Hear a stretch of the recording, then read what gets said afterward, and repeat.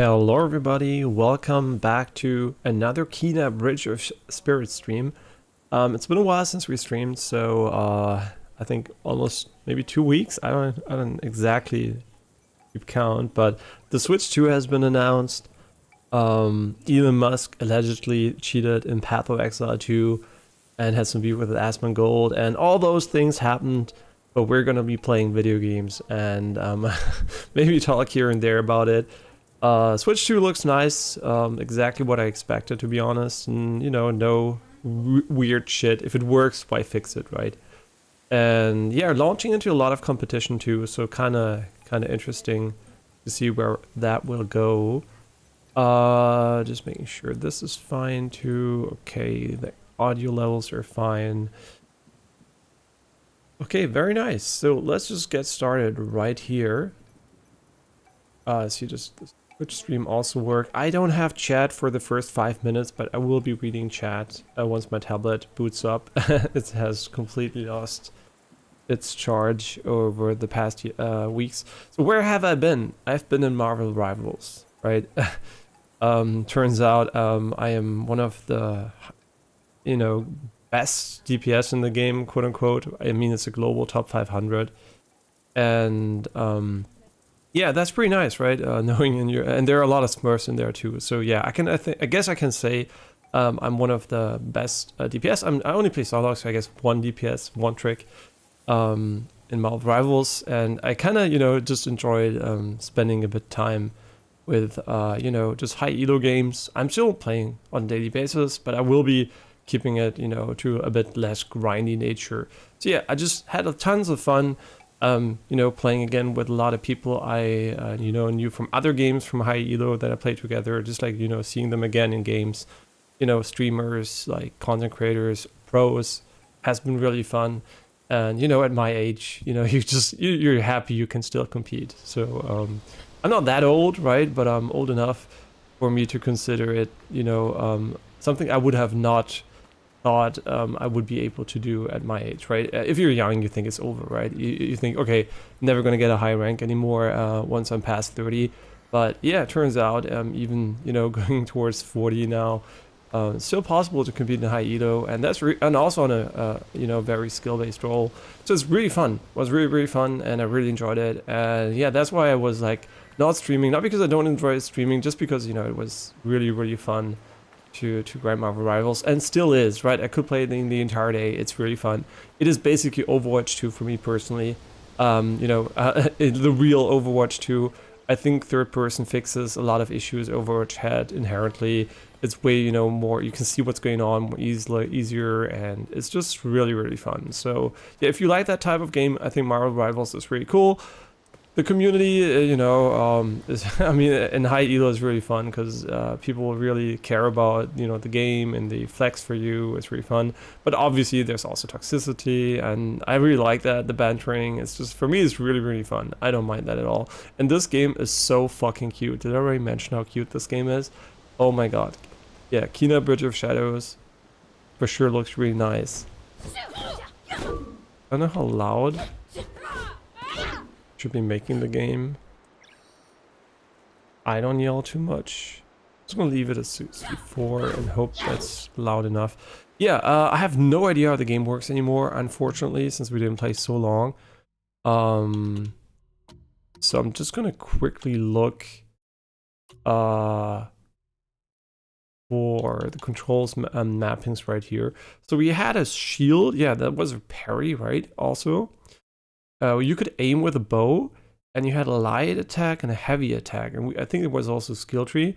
And you had the rod action, which is kind of our ultimate, and we had a jump action, a dodge, and interact, use mask, and a map button. Okay, so let's just go here and try all those out. So there was a dodge, right, like a normal Soulsy dodge, the jump with a double jump in it. I think holding down the button made you jump higher. Normal attacks, I think, could not be held, but charge attacks could be held, and I think it was like a perfect timing thing too. And there was a target lock system. Interesting enough, the camera does not auto-adjust when you press the stick. That's very unusual. Most games do feature rotate. Oh yeah, because it has a target lock, but that wouldn't keep it from doing that. I don't know. And we also turned off auto camera tracking. We might turn that back on later. And we also have some aim mode, which I assume is later going to be a bow. And I was kind of stuck here, not going. I mean, I still am stuck here, not knowing where to go. And we settled, I think, for the highest quality with DLSS quality. Really interesting. So we went with DLSS quality and not performance mode for this one. Interesting, because I usually like performance too. I don't mind that at all. Why is motion blur on ultra?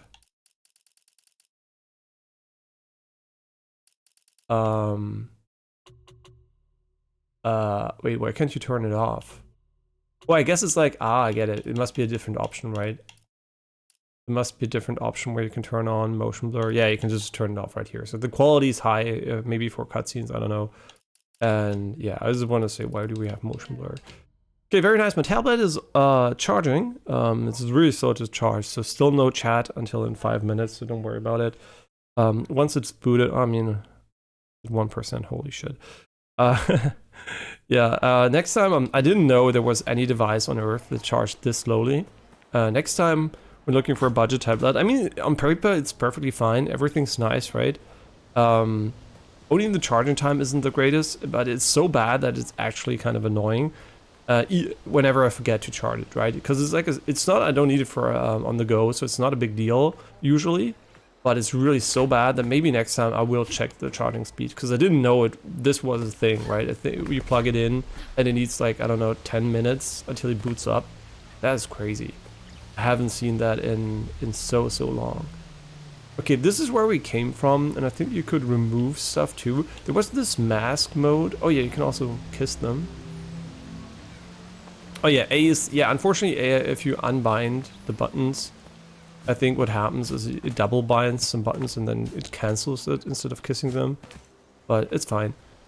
She looks really cute. Man, it's really nice to play another game. It's also, I think, I like Marvel Rivals, also Unreal Engine. But definitely a different style. Although not that different, right? Both are like comic-y, so.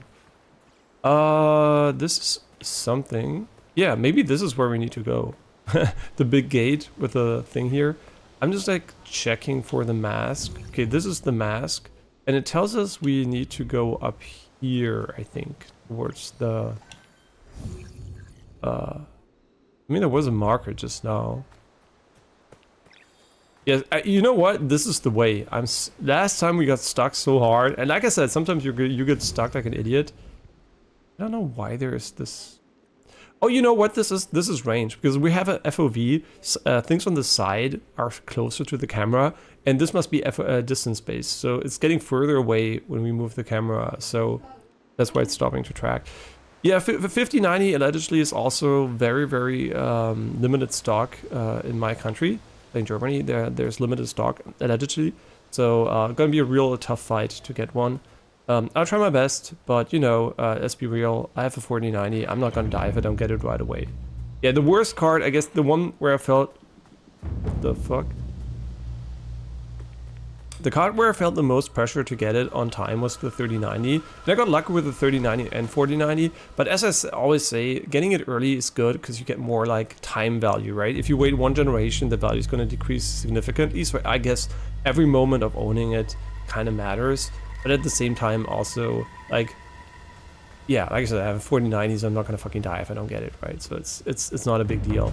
Yeah, it would be nice to get it right away, but scalpers and limited stock are gonna do a little bit of disservice to my endeavors, I think. Yeah, tablet's still not up. Sorry for not having chat right now. It will be up in due time.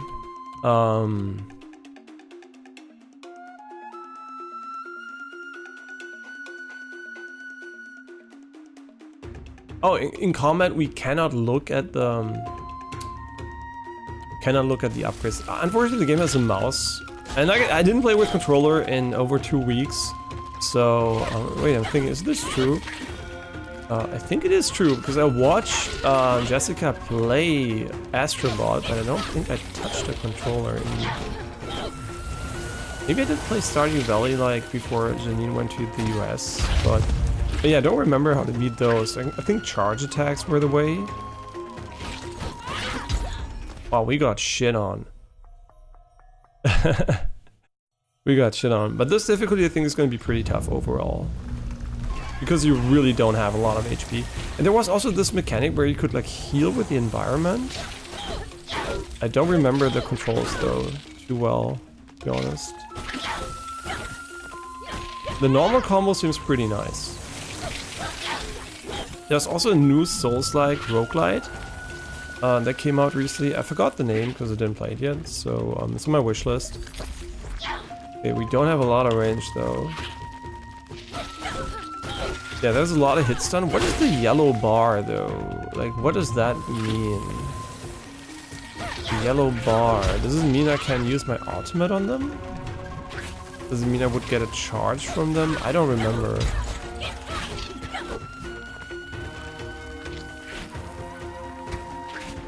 I like that you can move around a lot and the enemies are kind of not perfectly tracking you at all times. Yeah, this combo seems pretty potent. Oh yeah, you can also charge mid-combo, which I really like in games. And they don't have a shield anymore. I don't really know why. There's a range guy above me. Well, a cunt. They're very spammy though, because you do need to attack a lot of enemies a lot of times, so there seems to be a bit more button mashing than in Souls games. I guess also because you don't have endurance. Oh my god, this fucking guy. How do you heal again? Use rod, but what is on what? I think the heal was the blue stuff, right? How do you sprint again? Like this. Yeah, I forgot about that one. Okay, this is a heal, right? And we need the rod from the enemies. Yeah, the hit stun is pretty nice. It makes it really... I heard the new Souls-like didn't have a hit stun system, which for me... Oh my god, I can't move. I can't move. Fuck me. Yeah, the hit stun system is pretty cool. I like this healing system. It's pretty unique.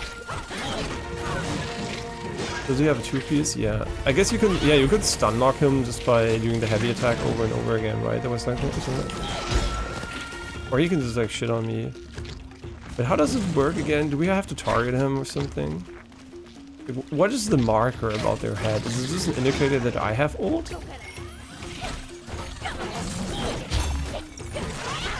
Wow, the ultimate ability is insane. It's really good. I feel like we're still gonna die here though. I mean, it is really good. I'm not gonna lie. Being able... Oh, he's stunning you? No, he's not. Have to be careful for the other guys here. Wow, yeah, okay, that's really strong. And this fight is really long. Oh, I have to destroy this thing to get rid of the spawns. Oh. Oh, yeah, you know, the more you know. Didn't remember this. You know what? Really cool mechanic. And they spawn again, even though I used it? Really? Does it just take time? Or do I need to do something with this? Or do I need multiple charges to get rid of it? Huh? There was a mechanic. I remember that you needed to activate it, but I don't remember how. I don't remember how you did it. Which button was it? Oh yeah, the pulsing, right? The shield pulse. Okay, well I didn't remember that. 2 weeks. Okay, we made it way harder than we could have. But cool, so we're learning again. Thank God we didn't quit the game. Like... I don't know, like further in, right? We're really at the start of the game, so everything we learned, basically, there was not a lot to learn. I mean, there was some things, right? But it's not like we had like hours upon hours of experience and we needed to get back into it. So yeah, that's nice. It's not a bad game to pick back up, I guess. Huh? Use rod on what? Oh.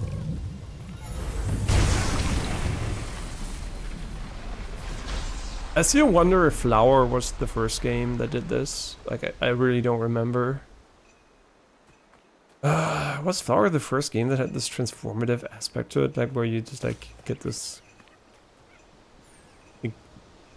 nature coming back effects. Okay. Oh no, don't release the object. Right, you can tell him to pick it up. And then we have to put it right here, right? We use this. And then we command them to go here. Okay, cool. Tablet, are you okay? Are you, oh, nice. It's still 1%. Unbelievable. No, that's fucking unbelievable. Is it? No, it's not the correct one even. I just checked if it was plugged in correctly. I assume it is because it's charging. I don't want to tap out because the game might crash. So chat will have to wait for another maybe 5 to 10 minutes. I don't know. This thing that's crazy. That's what I mean, right? This is getting it's like it is so slow that it is becoming an issue. I didn't even mind like 5 minutes of waiting, but this is what, like 15 already. So Right over there. yeah, that's kind of nuts. Oh, you got this, which is nice, right? You had this pulsing mechanic, which also interacts with the fauna. Interestingly enough, the pulse interacts with the grass, but running doesn't, which is really weird. But might be CPU related. Like CPU related back when it was released on console. So wait, so you can pick it up, that's great, but where do you put it? Like, cool, like we got one here, but where would you put the other one? Man, it is so gorgeous though, and it runs really nice. Like for what it look like, the visual to performance ratio seems really good. No idea how it scales down though. Like always, obviously, just like this system here. I mean, it does pulse here, like, right? It does pulse. Yeah, I know I can do something with it here, but I guess I maybe have to use the mask. Oh, wait, what? Oh no, this is the stone, right? This looks so different. I don't really know what we can do here.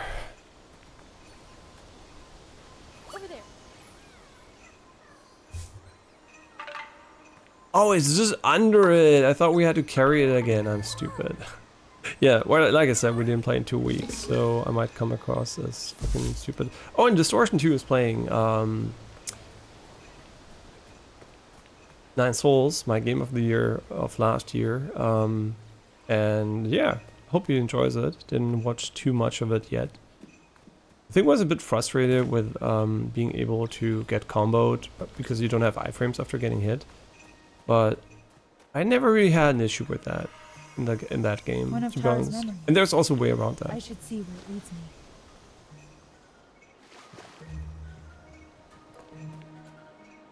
Supposed to see something. Yeah, the mask mode. The one thing that is really awkward is that you can't move at all while you're wearing the mask. Kind of weird. But maybe it's to avoid the player from moving around in it too much.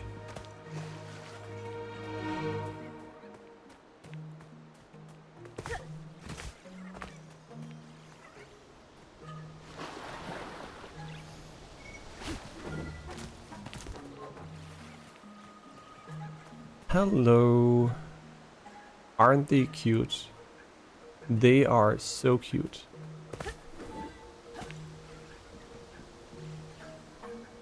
Mushroom, badger. You know you're old when you know this one. Or you got just like quote unquote lucky and you found out about it later, but... You know, it's kind of hard to imagine for people that are young, and it's only gonna get worse, right?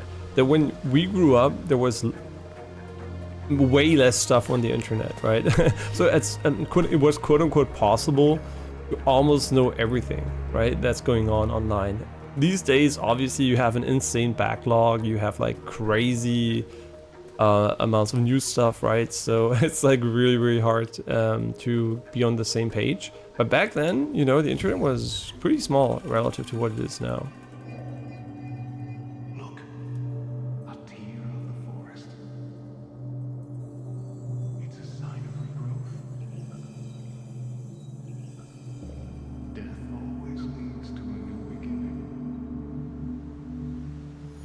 The voices are way too quiet. Like I don't know why they're so fucking quiet. And everything else is not that loud either. We could turn on night mode, but I think it didn't help too much, even though it's supposed to change the dynamic range. I guess they're just so much in the center, they don't really get squished to a better place. I'm really considering turning on eventually subtitles, because even on my end I can't hear it, so for you guys it must be even worse. Then again, the story is told via the visuals, so okay, what is this? Okay. Oh yeah, right. The thing here. I remember.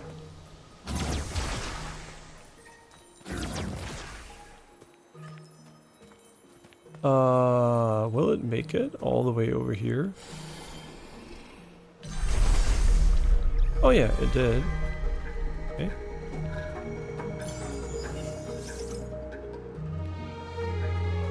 Hey, we got some resources here. Yeah, what about Kingdom Come Deliverance 2? Or Kingdom Come 2, whatever it's called. I haven't played the first one yet. I think I might own it on Epic's. It might have been for free on the Epic Store at some point, so maybe I own it. But I never played it because it came out in a very bad state back then. It was really bugged. And I think you should play the first one before the second one, from what I heard, because you do play the same character. So it kind of would make sense to play the first one first, but I don't know if we'll find the time before the release window of that game, so I don't even know if we're gonna do it. I mean, I don't know if it's so good or not, right? I heard a lot of good stuff about the first one. But yeah, like I said, it was bugged when it came out, and I don't know if I'll find the time to do both of them. Depends on how long this game is actually. If this game is short, looks so pretty though. If this game is rather short, we might end up maybe doing it, but no idea, to be honest. Oh, this is like a shortcut to go backwards. Interesting.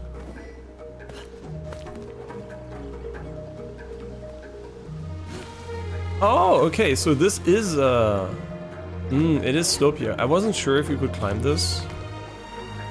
This entire area is like a slope, isn't it? Yeah, okay. Maybe there's gonna be some kind of Ori and the Blind 4 run away from the elements section after you beat the boss or something up there. No idea, but really, really pretty. And as far as I know, no ray tracing in this one. So basically the pinnacle of restoration, I guess. Yeah, I always argue like that, right? I always say ray tracing is great, but I think the performance to visual ratio of ray tracing so far with the unoptimized algorithms is not the best, right? It's more of a, since we have optimized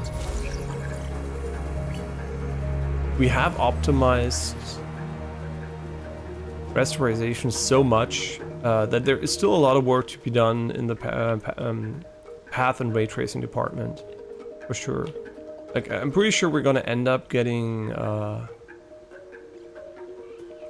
don't know if there's a secret here though. Ah, yes, there's something here. Maybe we should try to go there. Yeah, so we're gonna see a lot of improvement there, and one of the first steps, I guess, is the RTX 5090. I mean, you could argue the RTX in general, the ray tracing cores and stuff like that, are the first step to make it more efficient, obviously. But the real, you know, algorithmic first step, beyond, you know, all the optimization that has done traditionally, with neural rendering, is for sure now what they're doing, you know, with the entire, like, what are they calling it? Mega texture, not mega textures. No, I don't know what it's called. They have like a name for it. Basically, it is a different algorithm that treats like geometry very, very differently. And I think neural rendering is going to bring alive ray tracing in a way that, you know, minimizes the downsides and optimizes for performance in a way we're not expecting anytime soon, right? We didn't expect anytime soon, but it's going to happen, right, relatively soon. Let's say the 6090 comes out. I'm pretty sure by that time there will be so much optimization that you will probably have such a significant difference in visual quality and performance when it comes to ray tracing that a lot of people will be like, okay, yeah, sure, path tracing is now possible on like more devices. Do I expect it for PS6? I don't know, that depends on how fast we are, but for PS7 I would be definitely on board for path tracing. It's already quite likely that it will be possible on the PlayStation 6, but it's also, at least it's 30 FPS, but for sure it's gonna be possible on the PlayStation 7. And not because of raw compute maybe, but you know, because of better algorithms and design. Okay, is my tablet now okay, or is it still... Fuck me, it's... Whoops, 5%.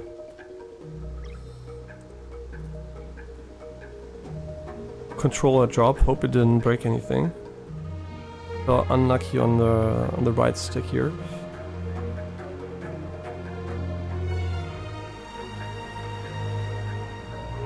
Hopefully it's okay. It's pretty rough.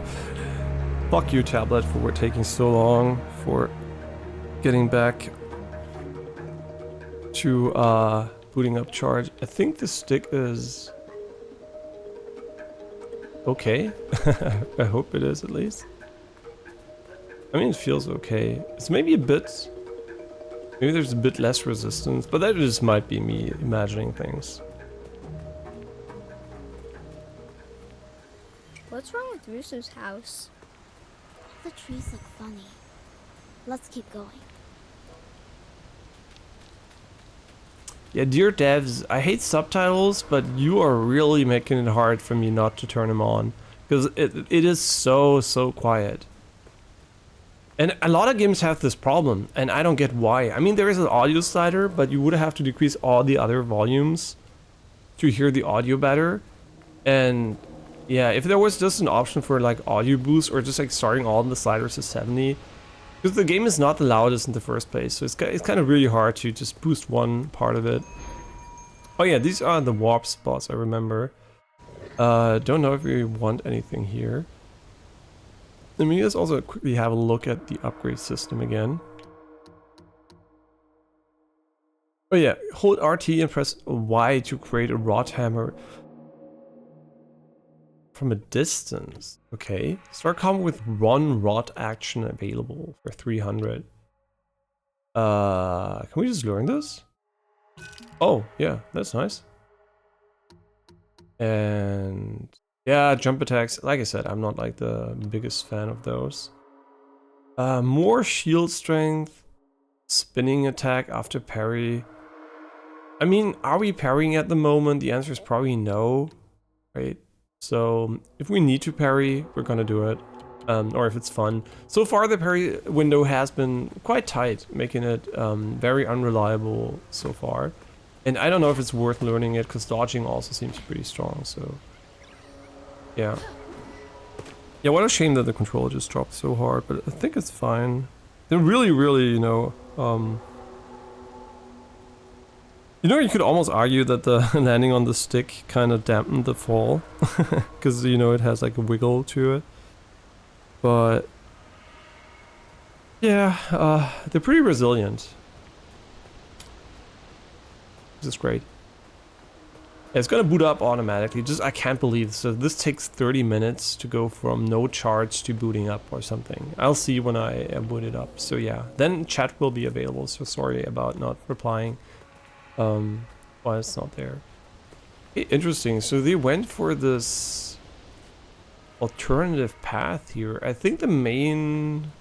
I guess no, this is not the main way, because you can't go further, right? The game does want you to drop down and then go to the other side. Interesting.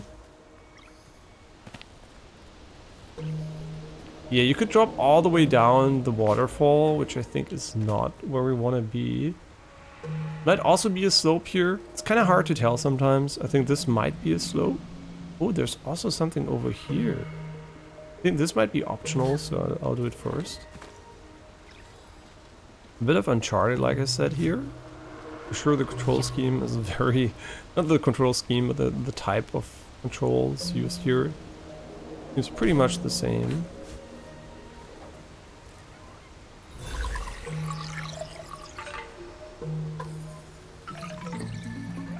And we got another one. We have 19 rod. I wonder if they all are gonna be rendered. We're gonna try to give them different hats too to make them even cuter, but I really hope this is not somewhere where you drop down and don't die, and then you have to go back up. Wait, you could actually... It's one layer higher, so there might be something down here. I don't know. Is it worth checking this with a map? I don't know. This objective marker is kind of useless too. I mean, it gives you a rough sense of where the game wants you to go, but not how to get there, so it's kind of not mega useful.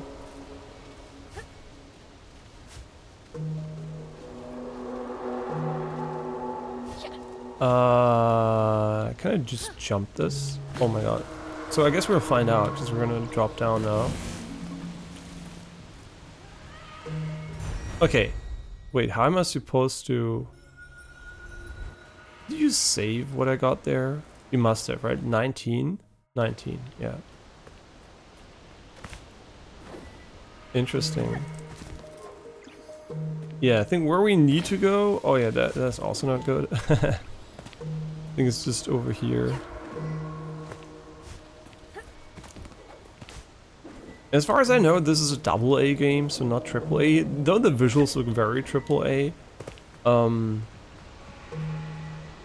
do think it feels a bit more janky than a AAA game from a, you know, like just like the animations and the way they transition. It's just like a little bit janky. But I don't mind too much.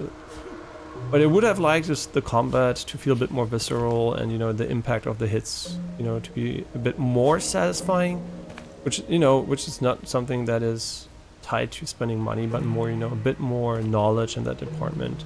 I mean, they're fantastic, you know, impactful games that are very, very minimalistic, even 2D games, right? Dead Cells or something, where it just like works without having to, you know, invest a bunch of money. So for their next game, I don't even know if they're making one or not. You know, in the time of studio closures, no idea if they're still around. But I really hope they add a little bit more audio oomph to the hits, and maybe also a bit more visual, you know, feedback. Oh, that's interesting. So we can climb in a very... So platforming seems to be a big part of the game. And I don't mind, because it looks pretty. If it would not look pretty, this definitely wouldn't be as fun, because, you know, you're just taking in the sides and enjoying this. Is this the optional pathway or the main one? This might be the main one. So the oh, it's even showing you the secret here for all the people who didn't see the obvious chalk markings. Interesting. And you can also drop down here. Okay.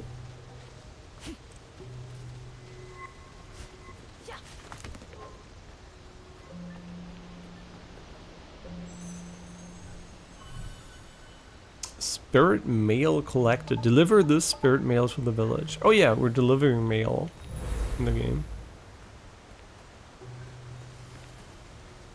Oh yeah, also TikTok, you know, the administration stunt, I guess, is really funny, and I don't know, it's just like, I have no idea. I have no idea why they're doing it this way. I mean, the concerns are legit, but, you know, it's like, it's kind of weird. Why go do this weird yes no thing? And if anything, to be honest, it kind of shows weakness, to be honest, because you're saying, yeah, we're gonna ban it.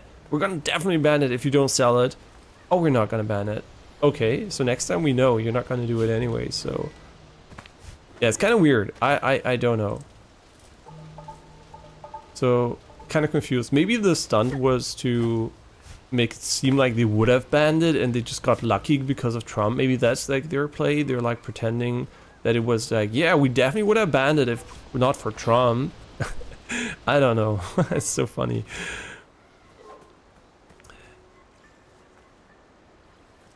And, oh, also there is like I don't know what they're called, because I think I have do I still have the packaging? There's a sweet I really liked in Japan, and when Janine was in the US, they had it, and it was the Japanese packaging too. So she brought it back for me. It was kind of funny. She went to the US and brought me back Japanese There she is. snacks. But not only, right? Also a lot of American ones. Bridge is The broken. nerds are pretty good. Maybe the rock can help. I've had them before. Another friend from the US brought them back. We had them, I think, for Halloween 1 year ago. Yeah, it was pretty nice. They seem extremely healthy, though. Like any snack with a lot of sugar, I guess. What do you want from me? All right. Do I have enough? Oh, a Squid Game! Hurry! I don't think they can One hold step it for long. forward, so they fall. Wait, can I talk to You you? need to get across, Kena. There could be a relic over there. Oh, so this... so this is probably optional, right?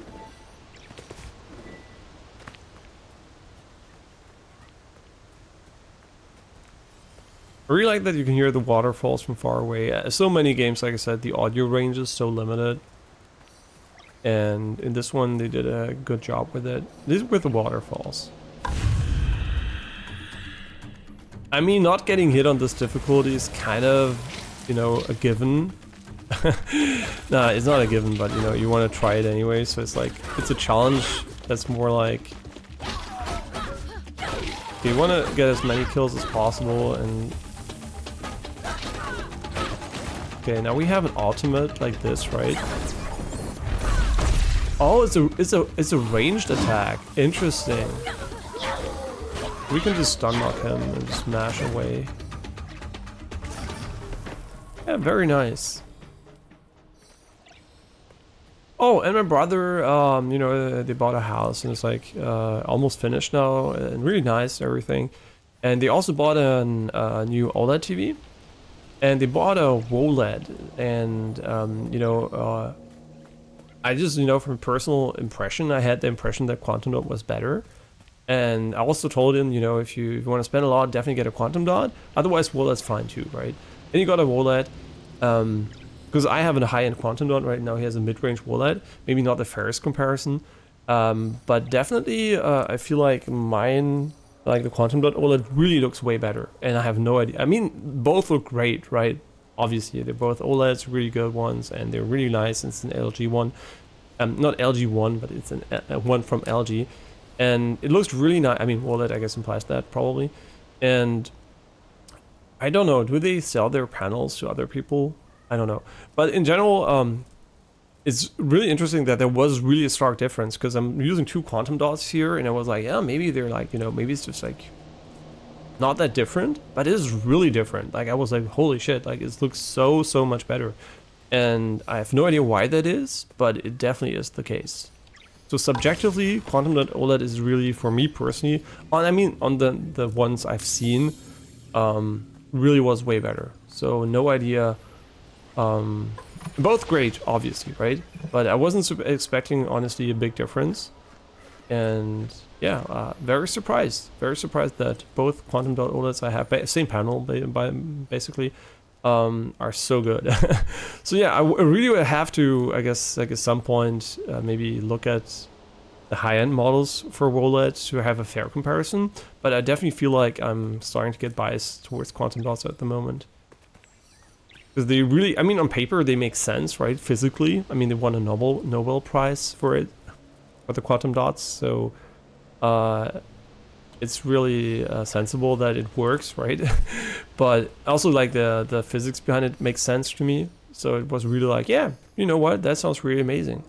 And with Max OLED, I hope Quantum Dot OLEDs can be combined with that and we get, like, mega durable OLED screens. That would be so nice. Yo, you're 11%. Are you also going to start up automatically? I guess not. So just jump from, which is really weird because the exponential curve should be, you know, it starts off really quick and then it gets slower over time. And for whatever reason, it just like jumped by 6%. We didn't track the charge correctly. So we're going to have chat in 5 minutes. That's probably how long it's going to take until it boots up. Yeah, like I said, I only buy products I care about, you know, that are functional. And the tablet is just there to display chat, so there was no need to get a better one, since it's literally only on my table for chat, so... I just didn't know about the charge. So maybe next time I will consider getting one that doesn't charge like complete ass. But then again, there was no real good alternative. So, and they probably also charge like ass, right? It's the low end models. From I think Asus. Yeah.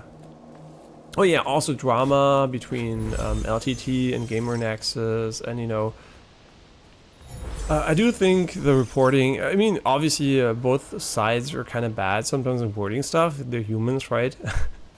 And I think you know, I enjoy both as content creators, so no judgment.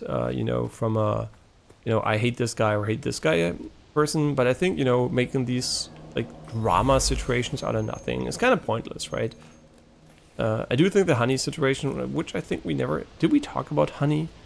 Yeah, fuck them, right? And really, really shame on you, people, for you know, buying them. And you know, it's not a small company. It is basically PayPal, right? So yeah, definitely not nice to see someone that's supposed to manage your money behave like a fucking complete moron online. So yeah, I mean, abusing legal loopholes and being a piece of shit is kind of never nice, right?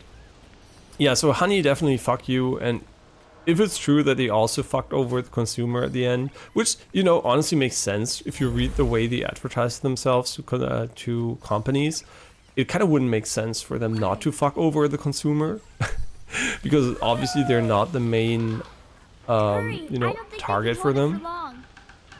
It's kind of crazy though. They must have known this was going to happen. Just imagine working at the company and every day you expect it to blow up, right? Every day you're like, it's so fucking obvious. They just have to find out, right?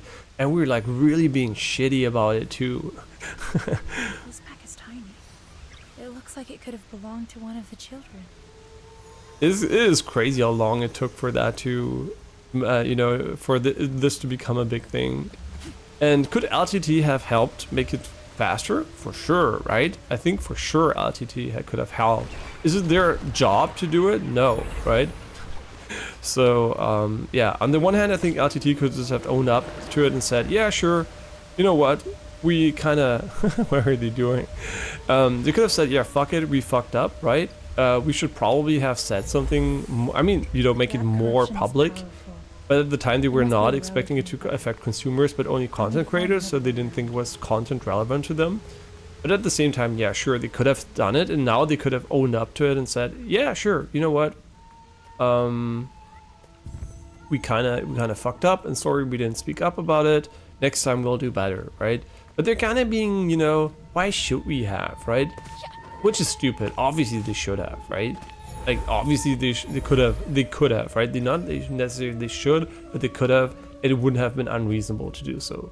So yeah, I think it's kind of, you know, both sides have a point, but then again, I think it's not a big deal, and neither side, you know, Gamer Nexus nor LTT should be too offended about it.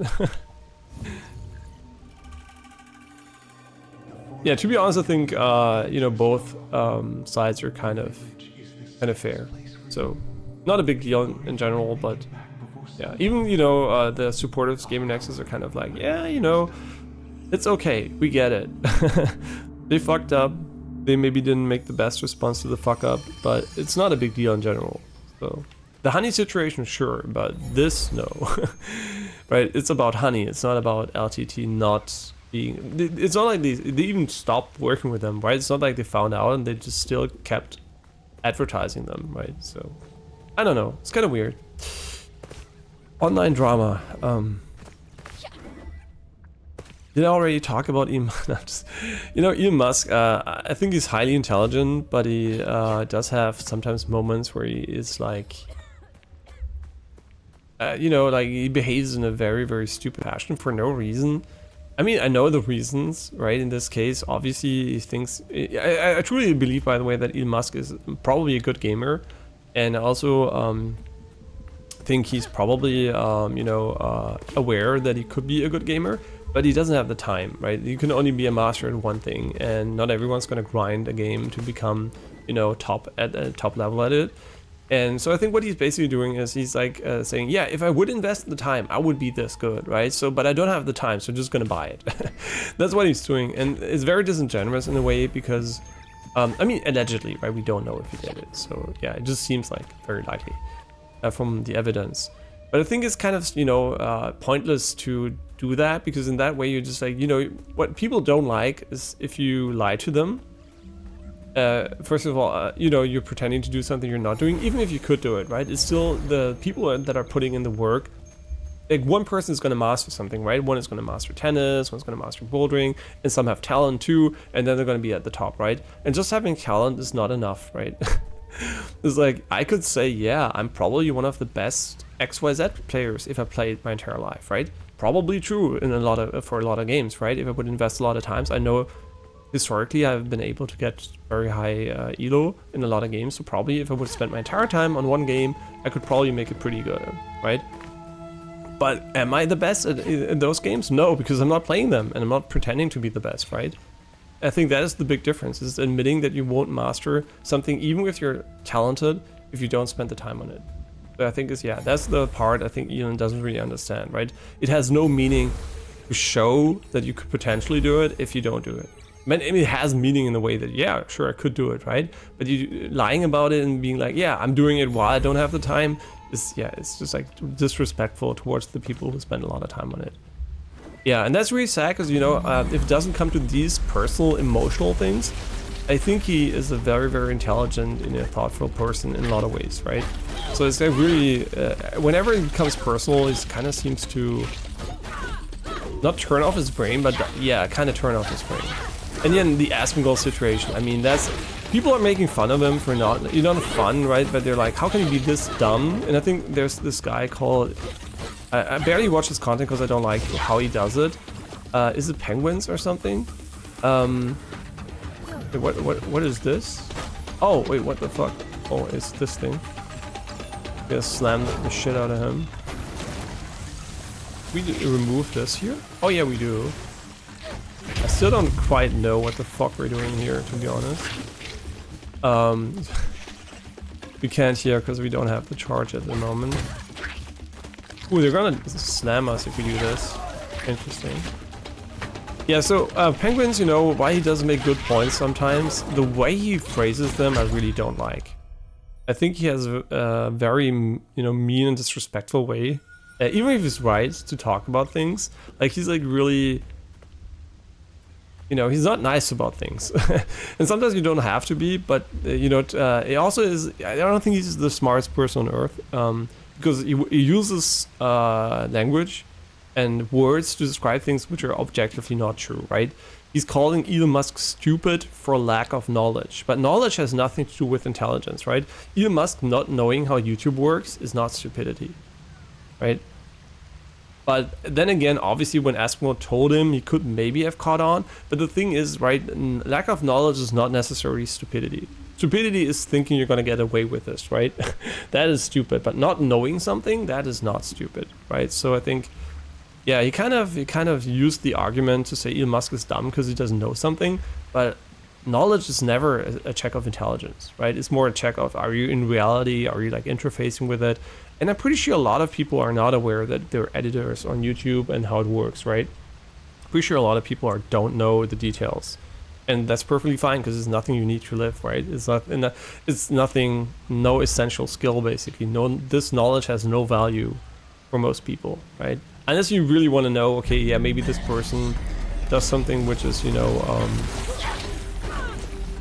he doesn't do it, right? So that's maybe the more important part about it, is that there are other people interfacing with the content. So if you like a person, you might still have an editor, which is not cool, and maybe it edits in a way you don't like, and you might think it's the person you like who does it, but why are you blue? Like, what is the purpose? Oh yeah, blue means we get this, right? Wow, you slammed so fast. And then I rolled against the stone. Okay, I'm gonna turn on the chat now. Sorry, like, tab is so and so. Nah, I could have turned it off like 2 minutes earlier, but I guess 10 or something. Okay, so now we have chat again, potentially. Very nice. So sorry for not replying to all the messages. I will be reading them now. Hope I mentioned it often enough that the tablet didn't work. Do I see past messages on YouTube? That is a good question.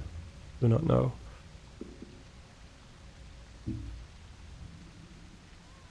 Yeah, and overall, right, it's like it's a non-issue. Who gives a shit who cheats in what game? Who, like, it's just like, it's so stupid. And just shows like we're all human, and even if you're making billions or almost maybe trillions soon, you're still just like, you know, like everyone else. You just want people to look up to you, and you know. And I think Elon cares a lot about what people think about him, which is no human. It's a human trait. It's nothing negative. So, you know, it's just like him thinking, you know what, I'm good at stuff and I just don't have the time and I want to boast. And, you know, obviously that's really uncool and you shouldn't do that. But, you know, that's probably his line of thought. I'm not him, so I don't know, but that's probably what he thought, right? As someone that is, you know, investing time into games to get to the top, just like the past weeks with Marvel Rivals, you know, I do see the side of the people that are a bit hurt by it. Not hurt, but you know, like, why are you doing this, right? Like, we spent like our entire like free time, or maybe entire time, playing Path of Exile 2 to get to the top, and you're just pretending, right? And you're just devaluing our efforts by saying you came, you know, did the same while doing everything else you do. Okay, so now I can read the chat, sorry, and say, hey, Botzheimer, hope you're not, you didn't feel too bad about the no chat situation. I felt bad about it, but I hope you guys at least survived. And could also depend on how old the tablet is. So this is a really new tablet. Which is why I didn't conceive this being an issue. I've never seen a device charged this slow, right? It's straight up, it's unbelievable slow, unbelievably slow. I thought it was broken even at the start, right? When they plugged it in, I was like, is this broken?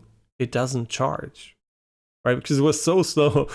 And yeah, no, definitely not broken. It is by design, and yeah, it doesn't affect me too much unless, you know, it really shuts down. Once it shuts down, it sucks ass. But if I plug it in on time, it doesn't really matter. It's always next to an outlet, so it doesn't really matter.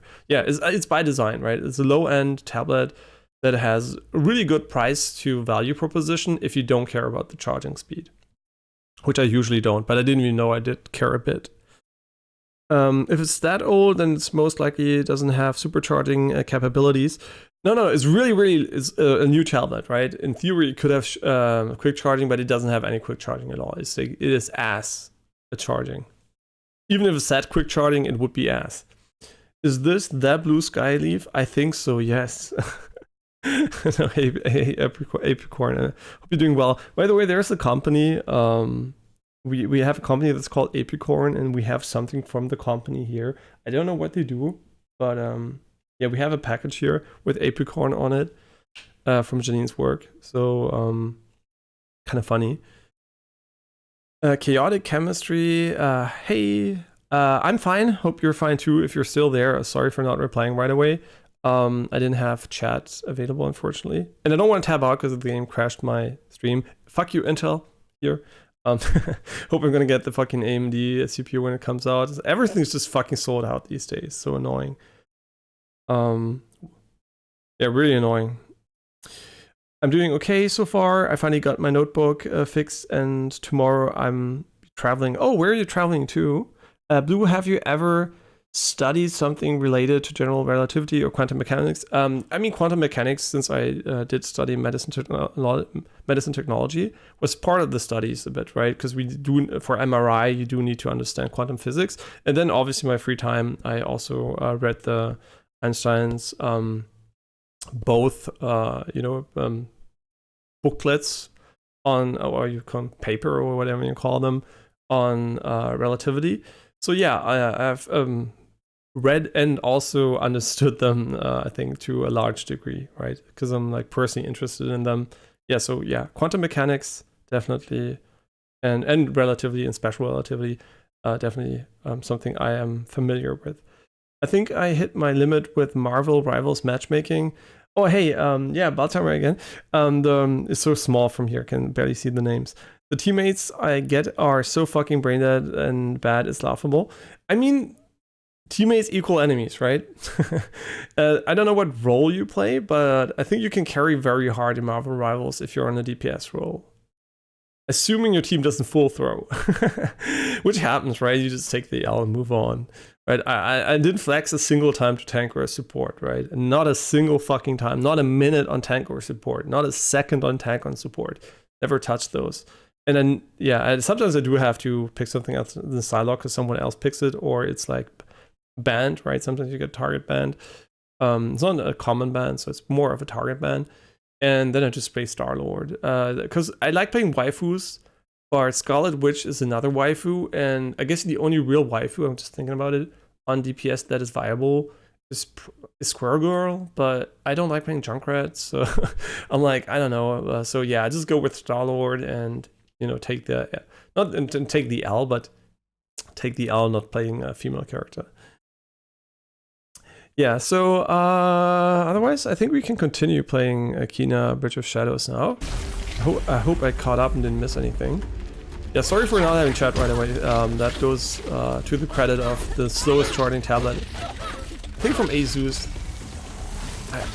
Yeah, I said it when I bought it, right? I don't remember the exact name of it. It's not the lowest low end, so I think the second lowest, but it is not expensive for what it can do, to be honest. I think the price is perfectly reasonable. Just the charting is really kind of, if they could make it just like, okay, just like 50% faster. It sounds like a very small change. Yeah, just like 50% faster. That's kind of nice. So if you do this and that, right, and that will prevent enemies from spawning, I think. Okay, now since we can kill him, we can do this and that again, right? Yeah. Very nice. But then again, right, Elo Hell is only there if you're really close to your rating. So, like really close. Not really close, but like relatively close, right?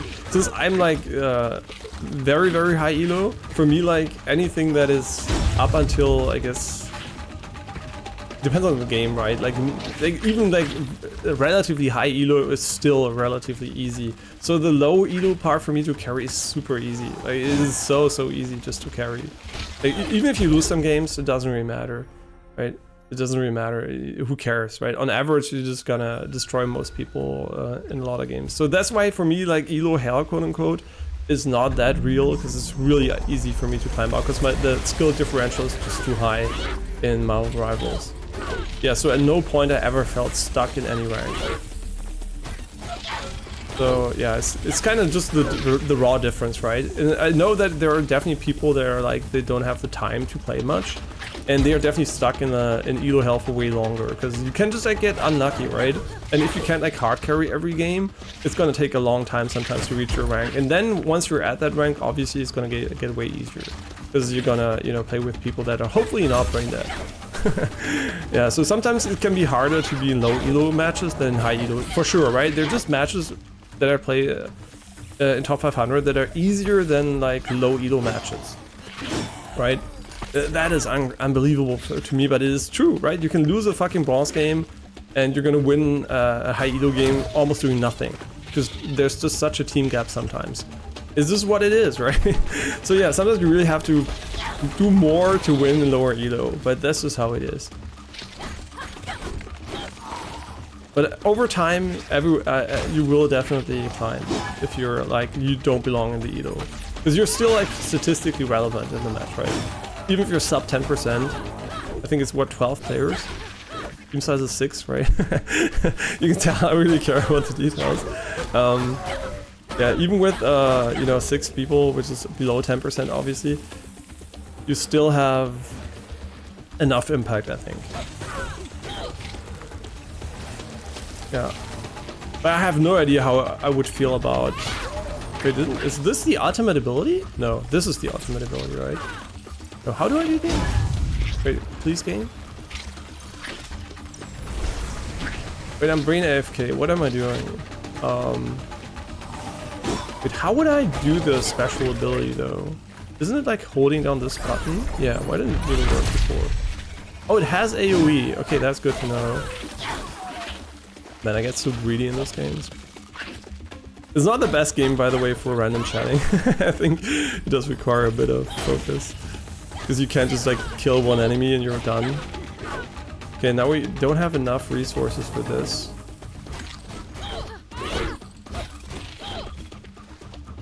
Okay, now we just exploded. But there's no healing opportunity here, which is crazy. Yeah, that's really weird. But how did we break this guy's shield before? I don't even know.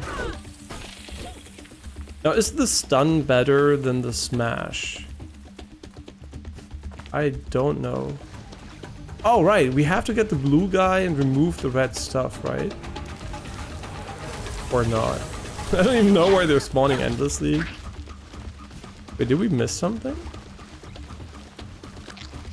Oh no, we can use rot on this one too. And now we just exploded. Cool. Interesting. And now the enemies despawn. Oh, okay. I did not expect the despawn here. That's for sure quite interesting. Yeah, but at the end of the day, right, the most important part is, which I also kind of remind molding teammates sometimes in those games, is to have fun, right? If you don't have fun in the majority of your matches, why play the game, right? Like, I don't mind losing. I can have a blast losing a game, right? As long as I'm doing well and having fun, you know, who cares? Who cares that I'm losing or winning? I just want to, you know, have the moment-to-moment gameplay. It's not like the number at the end matters to me, right? I don't really care about that. Like, the number is highly irrelevant to me. So it's nice that it's high, right? Like, oh yeah, sure, it's nice. But if I only cared about that number, what am I, fucking Excel?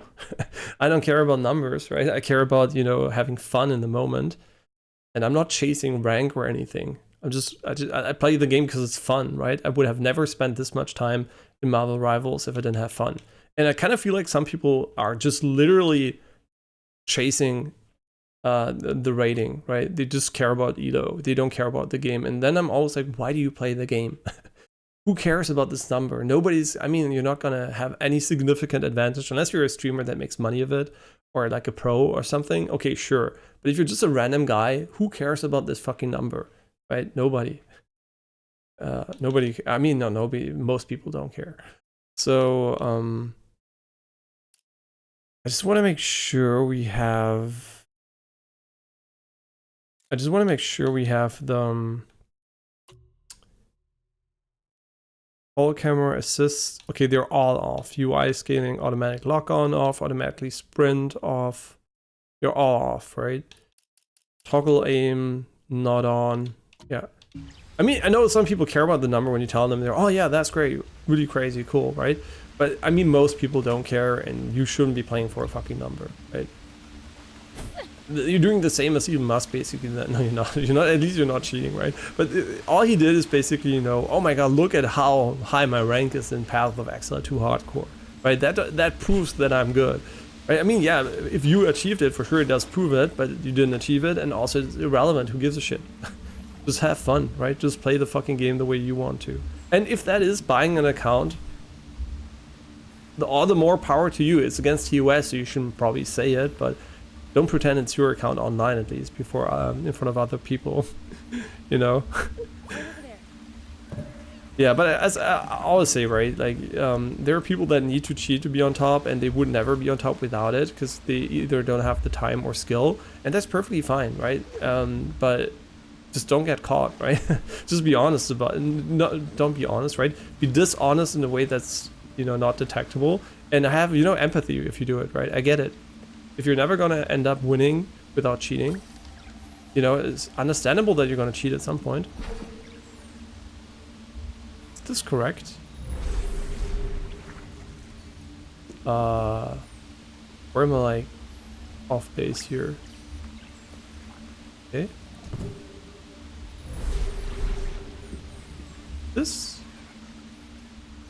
correct.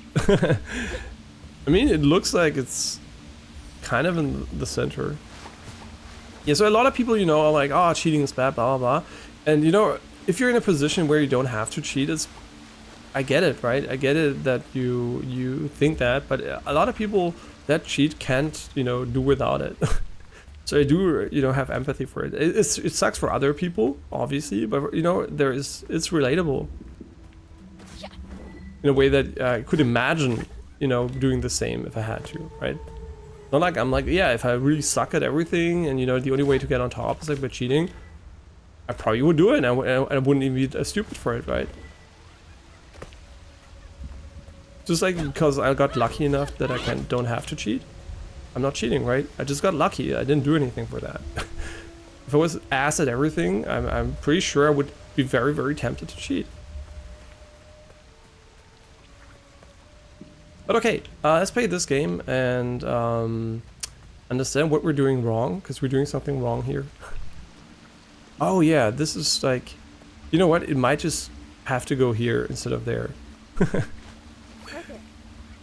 Yeah, that kind of might be what they want us to do. There's no auto snapping here.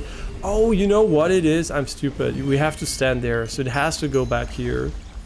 We have to, yeah, like I said, I didn't play in 14 days, so I forgot about this mechanic too.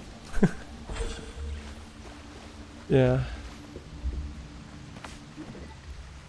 Yeah, at the end of the day, what I mean is have fun in a game. If it's not fun, just fucking don't play the game, right?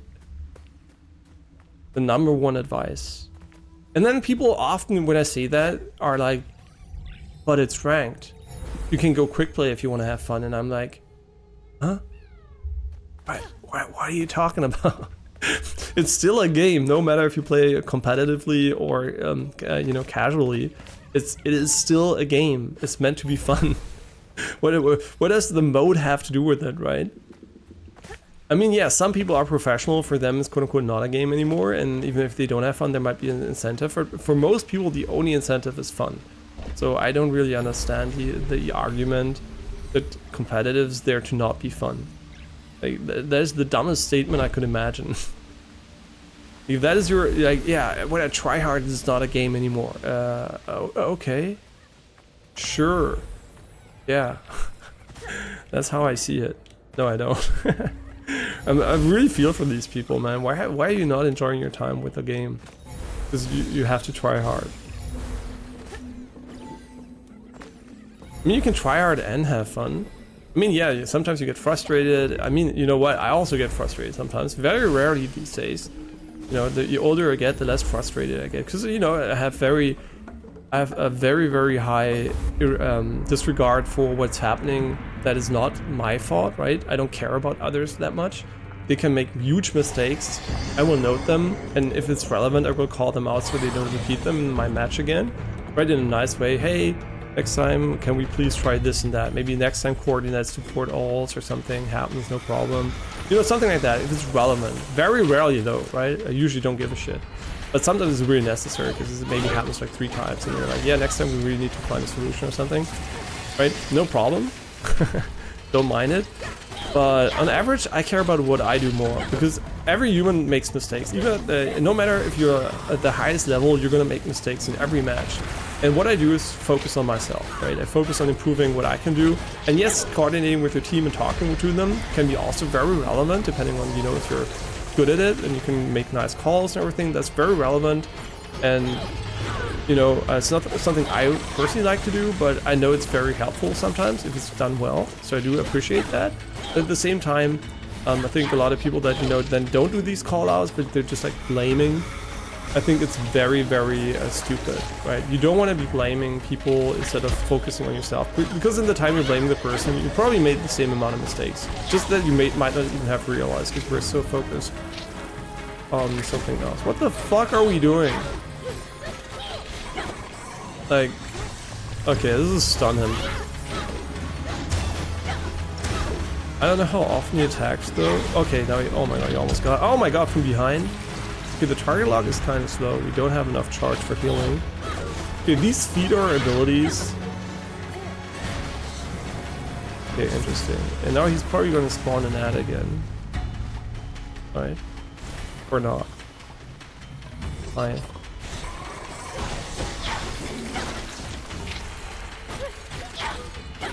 Okay, ads are there to generate resources, I think. Maybe not. Just attacking seems to be enough. Okay. Is the stun good enough? I think it is. I think the stun is so OP. Like, it's really, really OP. And also gives you a follow-up stun if you don't get hit. Like the last time. It was really unlucky. Why can't I unlock the target by pressing the right stick though? Where is he gonna go? Either here or there. Right? Oh, no. Wait, what the fuck? Next phase? Yo, stop spamming. What the fuck are you doing? How would I get there? Do I have to climb up or some shit? Or...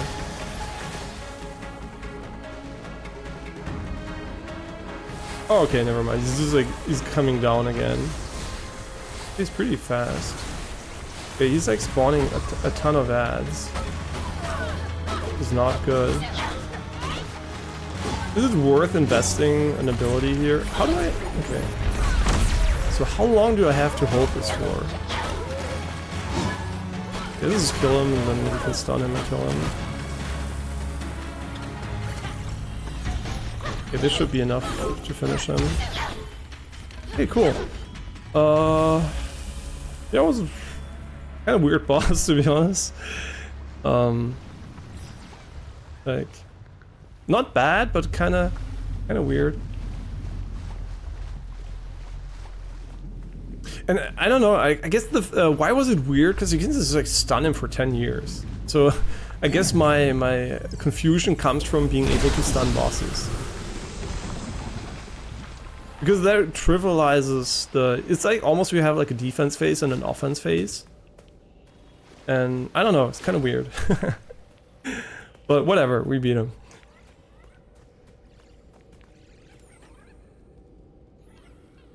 Only time I try in a game is when it's a ranked game and my teammates just don't care. At that point, they might as well just play a quick match. But the thing is, right, usually people, you won't change their attitude during a game, right? The only reason why sometimes I do talk to people is because I see them over and over again, right? It's always the same guys. So when you don't, and obviously then it's a mind game, right? Do you tell him or do you not tell him? So next time when you go against him, you don't tell him, right? It's like a trade-off. You don't want to help people too much because they could be your enemy next match, right? So that's why it's kind of like there. It's like, yeah, do you want to tell them? Do you not want to tell them? But there would be a use case. You could have them on your team again. For example, what I sometimes do is when I had someone on my team, I didn't talk to him or I didn't tell him the mistake, but then I get him again. Then I usually say, hey, bro, last game, you did this and that, this time, maybe we can try this or that, right? You don't have to, but you can, right? Always like phrase it in a way. And usually at higher levels, people will be, if you're reasonable and makes sense, they will be, oh yeah, sure, right? Why not? And a lot of people will also be apologetic. They will be, hey, I fucked up, right? And that kind of takes the wind out of the sail. If you have a terrible ult and you say, whoa, my ult sucked ass, right? And then everyone's gonna be, okay, yeah, sure, he knows, right? And I think a lot of people do appreciate that.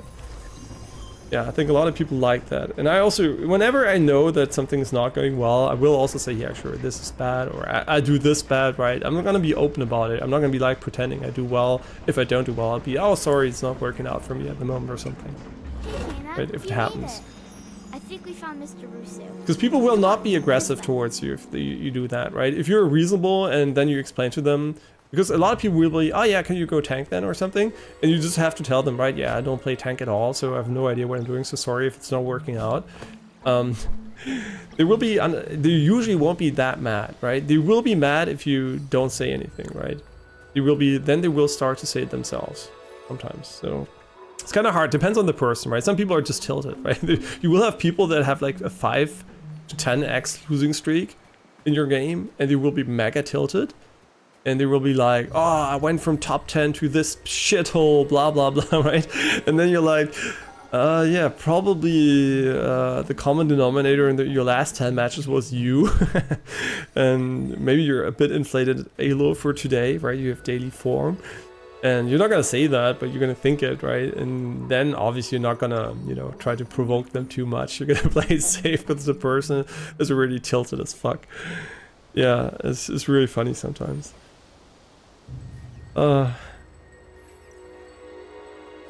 But the biggest thing in games like Marvel Rivals or Overwatch, nobody wants to play like a team and they have the idea that they are a main character and it ruins the point of the game. I mean, you know, the thing is, right, you're with randoms online, right? Random people with completely different beliefs, but you're playing the same game. So the only thing you can hope for is that people will moderately coordinate.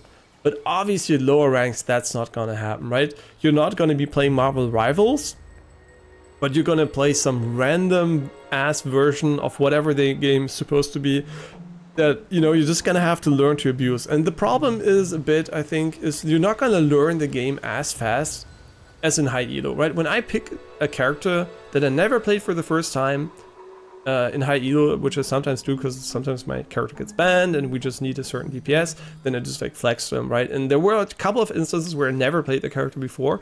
You're gonna learn so fast because you know instantly what is a mistake, right? They're gonna punish every mistake. And in low elo, you can get away like really doing really dumb shit and being successful because nobody's punishing it. And it's kind of stupid because you're gonna have to learn bad behavior for high elo to get out of low elo. You're gonna have to do insanely dumb plays that kill everybody on the enemy team, which would be literally impossible in higher elo because you're gonna get it hot countered, right? So it's kind of really hard to know what is good or bad in low elo. So you really have to figure out just like, you know, how to carry games, which is a very different skill, I guess, than playing in high elo. But high elo players usually will figure out how to destroy you, right? So there will be a point where you will carry if you know how to play the game, like your character at least. And then your team is completely, I don't even care about them, you know? I even at the highest ranks, I don't care about them. Usually I'm never like blaming or watching them specifically. I just ignore they exist mostly because it's really easy to see a mistake and get tilted, especially when you're spectating someone. It's so easy to see a mistake and be like, oh, why didn't he do this, right? And that's why I'm like, I don't do it, right? I just ignore their existence. And unless someone starts blaming others and had like 10 bad ults and never, you know, like it was just like terrible solo ulting the entire enemy team, the entire match, and then he tilts and blames someone else, then we'd probably say, hey, bro, maybe next time focus on yourself a bit more and chill, right?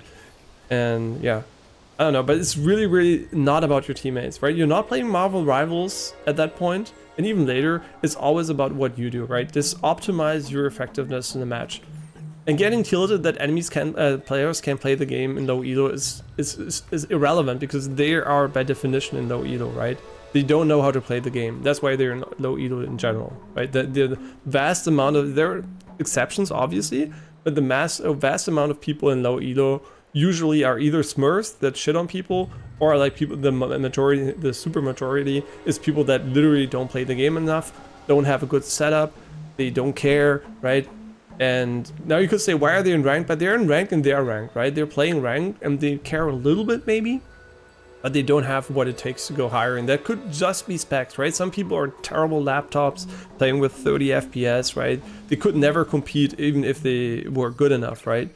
It's just like low elo, that's what it is. And you can't expect good coordination, you can't expect amazing plays, right? And I think there's this problem where people watch Twitch streams and high elo games and everyone's like working perfectly. The Strange does his ult in front of the other Strange's ult, everyone jumps into a pit, then the perfect coordination stuff goes out and it's like crazy plays after crazy plays, and you're like, okay, cool, right? And I mean, it's not crazy, it's normal plays, I guess, at that elo, but it's like, it feels like really cool and coordinated, but then obviously the pro level does a next level thing, right? If you have pro teams facing each other, but that is not how your ranked games are gonna look like in low elo, right? Even in mid elo to higher elo, most games are pretty random. It's gonna, you know, slowly start to look a bit more like that, but yeah, the lower ranks are just like a real shit show. So that's why I would never focus on anyone on your team. You should expect them to be shit, right? And you should expect the enemy team to be shit too, and that's perfectly fine, right? There's nothing, no judgment in them being bad, but you should definitely not get tilted by them being bad, because that is what that rank is for, right? The average person is going to be bad in that rank. Yeah, I would never ever get tilted in brawls, no matter how bad the players are. I would definitely never, I would laugh probably, because it would be funny for me just to see some plays I don't see usually, just like have fun, right? Okay, well, funny, right? But I would only focus on myself, as I always do in those games.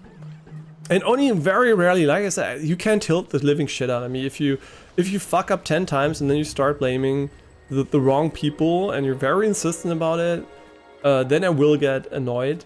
Very rarely, but I will still get annoyed, because that is just like, I hate that, right? People that are objectively making large mistakes, which are really easy to see, and then starting to blame their teammates. That is really annoying, and that happens really often, because people often are unhappy with their themselves, right? And sometimes, yeah, some people play really well, and then they get angry at other people for not being as good.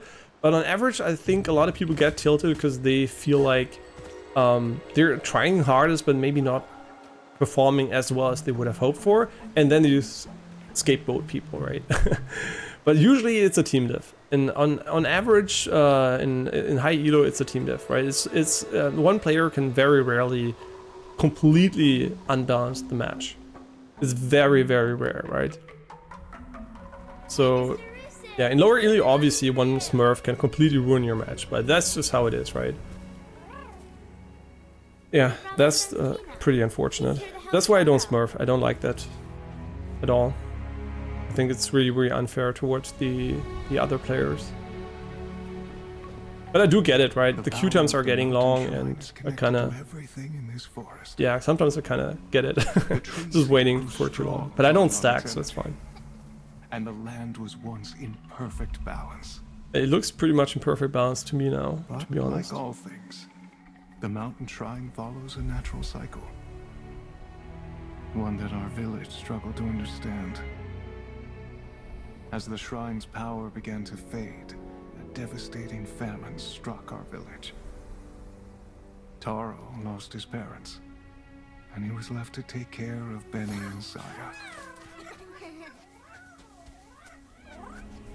I should have done more to help Taro. And now I can only watch. He looks like right out of the Warcraft 3 cinematic. We can still help Taro, Rusu. There's a relic covered by the corruption at your house. But I need a way to break through. That weapon you carry, I sense it holds a deeper power. A bow. The staff belonged to my father. It's been in our family for generations. He must have been a great spirit guide. I may be powerless against the corruption, but I can teach you a new way to fight it back.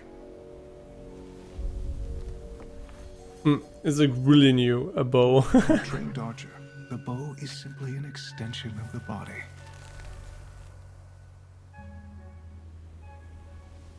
A spirit guide's staff is no different.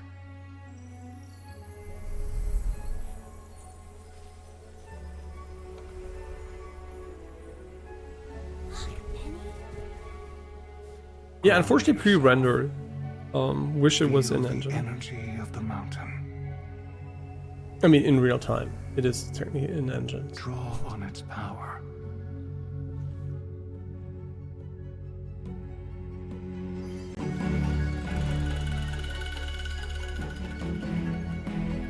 Just asking, if you can make it any form or shape you want, why not make an AK-47? Just asking, right? why make it a bow?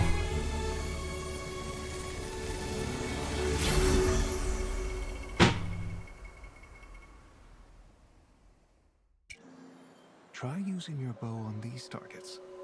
When you are finished, feel free to practice at the other Yeah, sections. wait a second, bro. Just wait a second. Okay.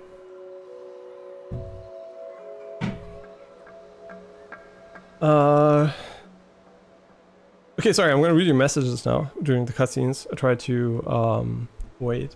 Especially if you're playing the payload and everyone just goes off to die. I mean, yeah, like I said, low elo people are gonna make do dumb shit constantly. Like, it's probably more expected that they do dumb shit, right? And that you don't get heals, and that you know, just like everything just kind of sucks. I mean, your team kind of sucks, right? And the enemy does too, so that's, you know, why it's fair.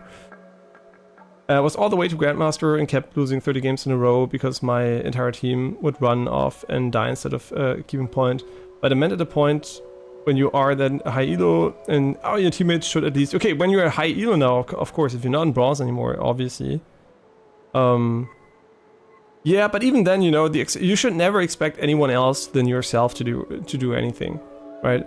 That goes for life, and that goes for... I mean, you can expect it from people that, you know, you have, like, you can, you know... If you choose a wife or something like that, or like a husband, or, you know, friends, right? You can have certain expectations towards them. And, you know, you can, like, alter your behavior towards them. But if it's strangers, you can't expect shit from them, right? You can hope that they have some kind of etiquette, or they kind of, you know, adhere to certain behaviors. But I would never expect anyone to do anything. They don't owe you shit, and you don't owe them shit, so they can do whatever they want. And if they're in an elo, in the same elo in the same game, on average, they're probably going to behave the same way you do, right? Or to some degree at least, hopefully. So yeah, even if they do dumb shit, I would just chill and, you know, just like live with it. Because on average, they're going to do the right thing if they're in high elo. The quote-unquote right thing. I mean, we're not computers. The AK-47 was invented back then. True, yeah. Try using your bow on these targets. When you're finished, feel free to practice at the other stations I set up. So this is basically now Genshin Impact bow aiming. By holding, press and release RT to fire an arrow. Okay. Fire on release.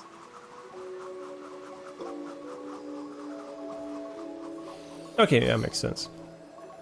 Controller is definitely the inferior input device. Wow, great shot. Without aim assist.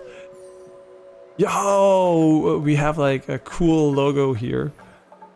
And here.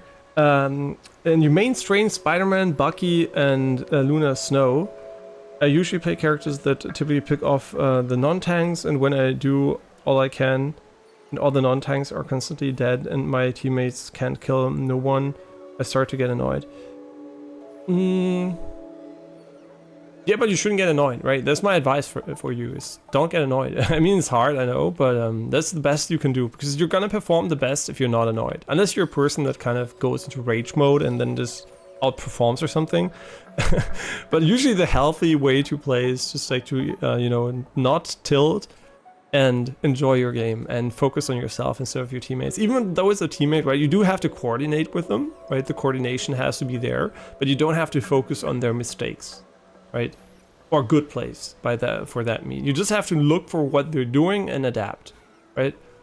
Like predict ults, like try to coordinate, try to flank with them, try to not fall back together, right? Just like get a feeling for what they're doing. But it doesn't matter if the one person does X or Y or Z, right? It's just like adapt to what he's doing, and if he makes a lot of mistakes, you know, maybe help him by calling it out like in a nice way. But usually, hopefully that won't happen, and you don't need to call it out, and you're just gonna make the best of it, right? So that's what for me personally, what I've learned in thousands of hours of competitive games is that even though you have a team, the best thing you can do is focus on yourself, right? And that doesn't mean you won't acknowledge that it was your team, right? If you played amazingly and you still lost, obviously you're not going to blame yourself. You're going to say, okay, yeah, it must have been a team diff, right? But who cares, right? It's not like I'm going to tell my team, hey guys, I played so well, you fucking sucked, right? I'm not going to do that, right? I'm just going to be like, okay, yeah, realistically, I couldn't probably have done this or that better, but on average I was really good, and we lost because of a team diff, right? That's just what's going to happen. And yeah, because what you don't want to do is lose, play well, lose, and blame yourself, right? You can think about what you could have done better, but sometimes it is just a team diff, right? And you're just gonna have to take the L. Yeah, but in some games you will have made mistakes which are significant enough for you to maybe have saved it, but sometimes it's unsavable, right? Some matches are just like so snowbally that you're just gonna get shit on, and you know, or your team is gonna get shit on. Sometimes you too, right? Sometimes you have a bad game. That's obviously also not everyone's like infallible, right? You will have a bad ult, you will mistime something. That's usually what it boils down to, right? You just get unlucky or something, which can happen, right? Unlucky is also a thing. So yeah, I wouldn't, bother. I just would enjoy it, right? Even if I lose, I enjoy it. Not 99% of the time, I enjoy the games, even if I lose. Very, very rare for me to not enjoy a match. Even a bad match, right? I'm even talking really one-sided losses, I can still have fun in, right? It usually needs way more than that to make it unfun for me. It must be, I don't even know, even people being mad is kind of funny. So it's really rare that something, you know, happens that really pisses me off these days. Yeah, I don't know, it's just rare. Like, you must be really, there must be some special trigger, which is usually a social component and not a game component. And also those are really rare, because usually I just find it funny. And especially if they play meta characters, and most of the time, depending on the map, I'll put pull tanks off the map for my team to get a little bit more breathing room, and we somehow still lose point. I understand people make mistakes in games, and that's fine. But if it's through 3 or more rounds, I think the person is at fault and is carried. I mean, obviously some people do get boosted by playing with teammates, right? And especially in high elo, you will find stacks of, you know, very, very good people that are also manipulating matchmaking by having a lower elo person in their team that is still good, right? They just have another account, so the matchmaking times aren't that long. And I kind of, you know, I kind of get it. You don't want to wait in queue for 10 minutes if you're 4 stacking, because the queue time goes way up if you stack. But you also at the same time, you're kind of, you know, either you're smurfing and ruining for everyone, or you're just like, you know, reducing your queue times and maybe also maybe boosting someone to higher elo, which then can proceed to go solo queue. Which maybe is not at the elo he's supposed to be, right? Like if you have 3 people boosting one guy, he will be way higher elo, and then obviously it can be boosted, but that's very uncommon actually. I think most people are either are smurfs or relatively in the elo they should be. Boosted people are kind of rare as far as I know. At least now, right? One day you might buy accounts a bit more commonly or something, but very, very rarely do I have players where I think that they're completely out of order, right? And also cheaters have not been too big of an issue, which is really surprising, because it's like it is an aim-based game. So you would expect rage hacking to be every now and then. Like Overwatch had a significant cheater issue. Every other FPS I've played had a significant cheater issue. Deadlock even, right, in in early alpha also had cheaters. And so far, I mean, like I said, I don't care too much about what other people do, but nobody was so sus. And it might just be down to the terrible netcode that you don't even really notice. Because even the kill cams are so inaccurate, and like the netcode is so shit that I think even if someone aimbot it would be kind of hard to tell, I think, in that game. Yeah, sure, if you always one clips you on Starlord every single time when you're moving like a crazy person, sure, yeah, but that never happens, right? It's like really, really interesting. Either they have a good anti-cheat, or it's really hard to tell cheaters apart from good players in this game. I don't know, it's kind of really, really interesting that I have not really perceived a lot of cheating and a lot of cheating allegations either, right? Not a lot of people call out cheating either. So I don't know what they're doing, but it seems to either be working or be irrelevant for my enjoyment of the game.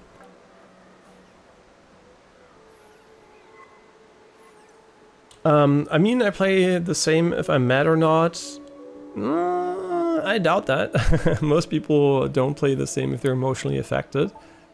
And the fact is, because you're already processing your emotions, there has to be some kind of processing power going towards them, right? And then obviously emotions are also coupled to biological functions. So you might play quite the same, but not exactly the same. And the question is, are you better or worse, right? Some people might get better if they're angry because they want to be like, oh, look, I'm gonna fucking show them. And others are just tilted and make more mistakes but might not notice, right? So it depends on the person, and sometimes you can do either, right? You can be better or worse, right? Some people get motivated sometimes, but sometimes they just get tilted and throw the game. But on average, I think being too emotional about games will never lead to good decisions, right? Like emotions are like a way to warn you about certain things, but if you're getting warned, your warning is basically, hey, these guys, they decrease my survival rate. I want to get rid of them, right? Why am I in this fucking group, right? Why these people, they're gonna get me killed, and right, that's evolutionary, right? You don't want to be with these guys. They're fucking annoying. But that doesn't really help you, that information, right? It would be a social warning not to queue with them. That's the only takeaway, right? You're not going to re-queue and form a group and re-queue with these people. But that is not relevant for the game, right? It's not like your survival rate is going to increase because you're stuck with them, right? You have to make do. So it's like more about a compromise than anything else. I mean, naturally, you'd want to focus on yourself, but it's when they only focus on themselves if they play a role like healer. That's when I disagree. No, you really have to, what I mean is focus on yourself when it comes to mistakes and improvement. Coordination with your team and what your teammates are doing is really important, right? That is a given, right? You want to know what they're doing, but you don't want to care about what they're doing, right? You don't want to have emotions towards it, right? Strange solo ults into 5 people, nobody's there to help him. Shit ult, right? Happens. Who gives a shit, right? It's shit, right? Strange ults into 5 people and you're next to him. Obviously, you want to capitalize instantly on it, right? Or you want to predict when he's gonna do it if he doesn't call it out. Because a lot of the game is so much about ults, right? At high elo, it almost doesn't fucking matter what you do as long as you have good ult timings. You're gonna win probably. So the thing is. It's really important to predict ults, and some people are bad at it, and if you're good at it, for example, if you know Doctor Strange has ult and he's gonna go in, you want to be calling that out, right? You want to say Strange's ult, he's gonna ult, right? I usually call it out like 5 seconds before he does it, so people can spread, like get a bit into position to dodge it or like not get caught as a full stack. And I think it's tracking ults for me comes naturally, for some it doesn't, so it's good if a person on the team that has the tracking ability can call it out, right? But that doesn't mean I care about what my people do with the ult. I know who has ult at all times, but I don't give a shit if they use it well or not, right? I just adapt to what they do. If if Cloak and Dagger gets me into the fight, I go with it, right? I push with Cloak and Dagger and the team. You react to it, but you don't go like, oh, Cloak and Dagger ulted right into Magneto, right? And why is he still on Cloak and Dagger? And he's just getting hard counted by Magneto. And then you don't go, hey, Cloak and Dagger, switch, blah, blah, blah, right? You can say, hey, you're getting countered by Magneto, you want to go blah, blah, blah, right? But I don't do that, right? I don't care. They can play their into their hard counter. I don't give a shit. If they're having fun, they're having fun. That's great. And we might lose for it. I don't give a shit, right? I'm trying my best with the scenario, and if someone else wants to call it out and they're nice about it and it works out, fine. And if it doesn't, it's not nice, I usually go, hey, I think you're right, but just let him play what he wants to play. So both people are hopefully fine. The one person is like, oh yeah, he wants me to have fun, and the other person is like, oh yeah, someone acknowledges that I'm right. Yeah, so I can try to psychologically manipulate them into not fucking tilting. Which is so important, right? A tilted team is a team that's probably gonna fuck up at some point. Yeah, and if you play a character that are designed to not be with them at all times, then I totally agree. So yeah, like I said, it doesn't really matter if you're with them or not. That's not what I'm talking about. It's about caring, right? It's not about not seeing what they're doing. That's really important. If I had to guess, I'd probably calm my aim more. But other than that, nothing really changes when I'm mad. Other than me wanting to just Alt F4. I mean, I don't know if you communicate your dissatisfaction with your teammates, right? But it does affect your enjoyment of the game, right? Otherwise, you wouldn't want to Alt F4. So my advice is really for your own enjoyment, right? Not even maybe to win more games, but to have more fun. Really try to see people what they do, but try not to care, right? Try not to care about it. I know it's hard, but the older you get, I don't know how old you are, but the older you get, I think for me personally, the easier it got to accept people's behavior, right? I mean, obviously I also believe in determinism, which makes it really easy to justify any crap people do. Yeah, see, you're 19, you're super young, so for you, you don't have the perspective of, how irrelevant it is what other people do in your games, right? How insignificant the act overall is, right? It's nothing important. If someone would come into my house and, behave like a complete ape and, destroys my PC, throws around shit, right? Shits on my floor and everything, sure, I would be mad at him. I would care what he's doing, right? But if the person does that in his apartment, I don't give a shit, right? It's his life. And yeah, he's in my game, but it's not my house, right? It's like just a temporary intersection, and it doesn't affect me long term. and I can change what they're doing anyways. And nothing I will do in the game will make this person that's maybe completely fucking shit at the game for whatever reason this match better. I'm not going to change this person. Maybe I did my best and just said it nicely. Hey, can you try this? It's still shit. Okay, great. But accepting that other people will make mistakes, you make mistakes, you might not even be aware of your mistakes, which is why it's sometimes hard to improve, because you don't know what's wrong, right? Because everyone makes mistakes. The best player, the rank 1 guy in every game also makes mistakes, right? And a lot of great plays, for example, in Counter-Strike, don't happen because of the great one player, right? So when Simple makes a good play, Simple is smart and did a good play. But the reason why he could make the play usually is because people made mistakes, right? So there's always a difference between amazing plays that you make and mistakes that people make. And you should really focus on a different type of mistake, also emotionally, but you should care about that. You should put your full attention on the mistakes of the enemy team, right? Because if you see those mistakes, you can capitalize. The mistakes on your team, you can be aware of and mitigate, but it's really important to see enemy mistakes, right? For example, mistimed defensive ults, right, in Marvel Rivals can really make it easy to get a lot of kills with your next ult, right? If you know nobody has defensive ults, you can just easily win a fight if they just mistimed it once. And just like really focus on these mistakes, right? Not your team mistakes, which you obviously have to be aware of, but you don't want to, like tilt over. Yeah. It's like the older you get, the more naturally I think it will come, hopefully, to. But I also heard the opposite of some people, that they're like, the older they get, the more aggro they get, like the more, the more dissatisfied they get. Yeah, I heard that too. So maybe it's not for everyone like that. I think Northern Line once said, like, the older he gets, the more mad he gets at video games and online things. So he really tilts like heavily. I don't know, but for me, it definitely is not the case, right? The more I play, the less I care. Back again. I'll toss up enough. Wait, what? Oh, this is not the... Hey, I don't want to do this again.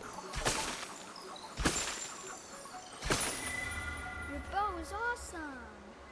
Yeah, it's kind of cute. Okay, let's continue here. We have 3 points available, I think.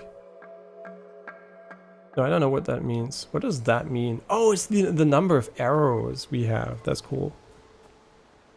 Most of the time, the DPS healers stay away from their team too much and get swooped away when I'm Spider-Man. The most fun thing to do as Spider-Man, is, in my opinion, is pulling people off the map. I mean, Spider-Man is really hard to play, right? It's mechanically a really difficult character. So that's why we don't see a lot of good Spider-Mans. But in my opinion, one of the strongest team-ups in the game is Venom and Spider-Man. Like, you can one-shot on a lot of characters with that team-up. So I think, yeah, Venom Spider-Man is amazing, but it's so hard to play in pubs. Like, I think in pro play you will see, if the balance doesn't change too much until then, obviously, you will see Spider-Man and Venom together more often than you would see in public games. Because that's the thing, right? Some things are really hard to pull off in public games. You will, like, the meta can be really cool on pro play, on a pro level, but in in random games sometimes it just doesn't work without like really good coordination and work. So yeah, some things are just too difficult to pull off with randoms. So I think Venom, Spider-Man, here the gap I think is not that Venom is hard to play, but I think the Spider-Mans are not good enough yet to make it really efficient, right? If there were a ton of amazing Spider-Man players in high elo and they could pull it off, I think we would see a lot of Venom Spider-Man. But since there are not a lot of good Spider-Mans in general, and it's also not considered meta, I think a lot of people are sleeping on this potential OP-ness. Yeah. Yeah, and also Spider-Man is a character that people like to blame because he's not meta, and he's also not with the team often. So people usually think, oh, he's not with us, so he's the reason we're losing, right? So I'm pretty sure you're gonna get blamed a ton when you're on Spider-Man, even though you're doing well, because it is one of those characters that is like kind of hard to perceive as impactful if if you're not paying really well attention to the kill feed or like what the enemy team is doing. Yeah, but also even if that happens, that's what I mean. It's just like it's about maximizing your own enjoyment, right? You're not gonna play worse if you enjoy the game more, and you're gonna it really is about accepting you're not gonna change anything about your team or the enemy team, right? It's not gonna happen. You might sometimes get through and someone's gonna adapt, but on average you're gonna have a bad time trying to expect anything out of other people. And that applies to any human you go find in the real world. That's not just a video game thing. That is something you should really be aware of. There will just be people that can piss you the fuck off. You won't change them, right? Like there's so many people that misbehave socially, but it's not like you're gonna be able to fix it. So you just have to get along with it. You just have to chill and be like, okay, who gives a shit, right? In that case, you can say it's just a game, but in the case of real life, you can say they're just humans, and humans are kind of flawed.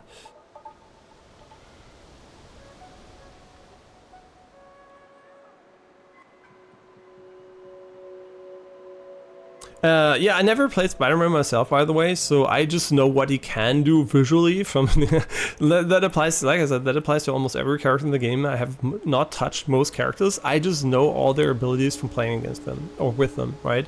So I don't know the details. Some abilities I was like really oblivious to what they do for a long time. For example, when the invisible lady was introduced, I did not know how the invisibility works and what the stuff meant. And it took a little bit of a time to figure out that it had, like, how it works exactly, right? Like that when you're in it, you can see out of it. That's pretty simple when you know, but some things are kind of like smallish, and you don't really know them if you don't read the like, they're not well visualized. So I'm pretty sure there's still tons of mechanics I don't know in detail, which I could know just by looking up what the characters actually do, which is kind of funny, right? I don't see, like I said, I care about fun. I don't care about learning the game. So for me, like wherever I end up is, without me putting in extra quote unquote work, right? For me, it would be work to look at every character and learn them. So what I do is just, I know as much as I do, but I have no idea what their exact playstyle is. And I know one match on a character can already be enough to learn a lot about them. But that would still mean like 24 matches, right? I'm just fucking too lazy for that. Like, I'm never gonna play 24 matches of, I don't know, one match Luna Snow, then like, I don't know, Black Panther for the next one. I don't give a shit, right? Like, I'm just gonna have to figure it out like this. It's too boring.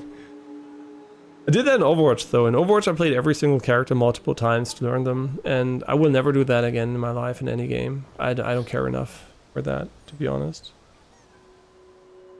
And I get called bad all the time as Spider-Man, but people fail to realize I'm supposed to pick them off the no tanks and annoy their team, and I do it to a T. Yeah, that's what I mean. When you're a character that is like non-meta, already people are super tilted. There was like a moment where Rocket was really hated because people were like, why are you playing Rocket? And now it kind of turns out Rocket is not that bad, and people kind of, come to realize that. And yeah, there's always like I just remember the day in Overwatch when Hanzo was buffed, the day when Hanzo would dominate the meta for a long time, I picked him, right? There was the patch day, and I got mass reported for playing Hanzo that day. I was doing so well, always had like really good stats, really high impact, and I was like, no, this character now is amazing. Is really good. I was to my team, guys, it's not the troll pick anymore. He's good, right? He's really good now. And everyone was like, blah blah blah, pick blah blah blah. Right? They were so mad just because I didn't play meta. They thought it wasn't meta, and then obviously history proved me right, and Hanzo became very strong at that time. I don't know how he's now, but back then he was amazing and by far one of the best DPS and a complete must pick, obviously, for the team. And yeah, back then, that's what it is. You can play well. If people perceive you as playing poorly, it has nothing to do with what you're actually doing. So yeah, that's why when you play Spider-Man, you're playing off meta, quote unquote. People do realize he's a good character in high elo at least, right? So they're not like you're completely trolling, but they will still often default to, oh, this is different, so that's why we're losing, right? And yeah. So some picks, like for example Widowmaker, you can be the fucking best Black Widow in the game and like do insane things during the match, you will still probably get blamed because it's not an unusual pick, right? And usually people are not good enough on her to be impactful. That's why obviously she's not played that much, because she's really hard to be impactful on. But some people are really good at it, right? And yeah, people will just like fucking blame you because you're not the pick they expect.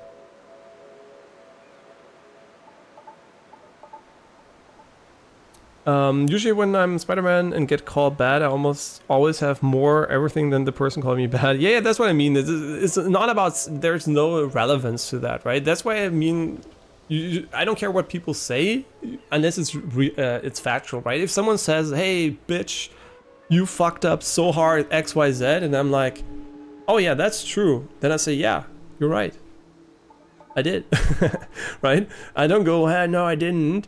So it's really important to realize when people are right about the criticism and when, you know, they're just like mad for the sake of being mad. And often, like 90% of the time, I feel like people are more mad for the sake of being mad, right? But sometimes there is this point that's very legit and you're like, yeah, sure, this is completely sensible. Focus is critical.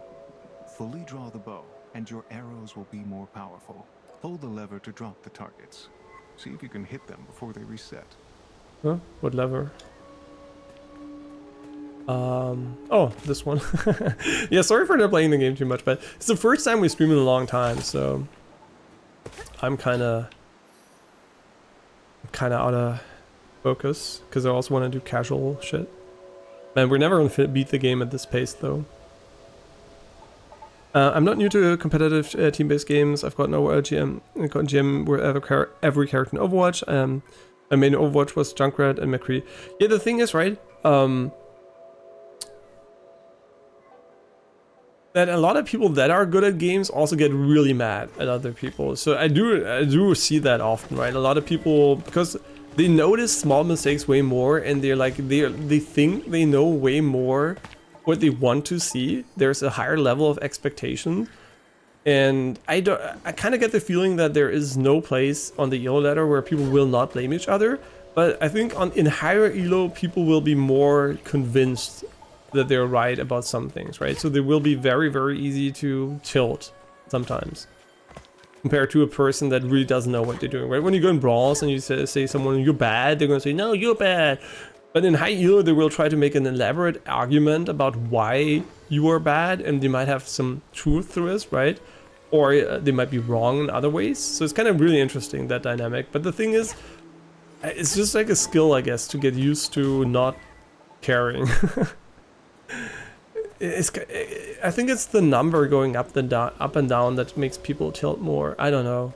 Like, knowing that the number doesn't change your skill, right? No matter what elo you're at, like on a number scale, if you know you're this good or you are objectively able to go there, I think the number itself is meaningless, right? At some point you don't have to prove it to anyone, right? So the number going up and down doesn't really change anything. If you're really, really sure it's not your fault, the number is irrelevant, right?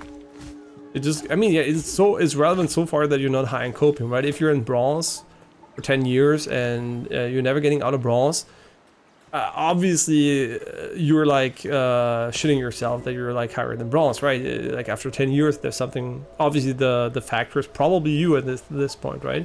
But if you're like realistic about your stats and you're like, you know where you belong because you've been there, right, at some point. Yeah, getting there can be really frustrating hard, but once you've been there, I think then, you know, there are still people that continue to care, and that's what I don't really understand, right?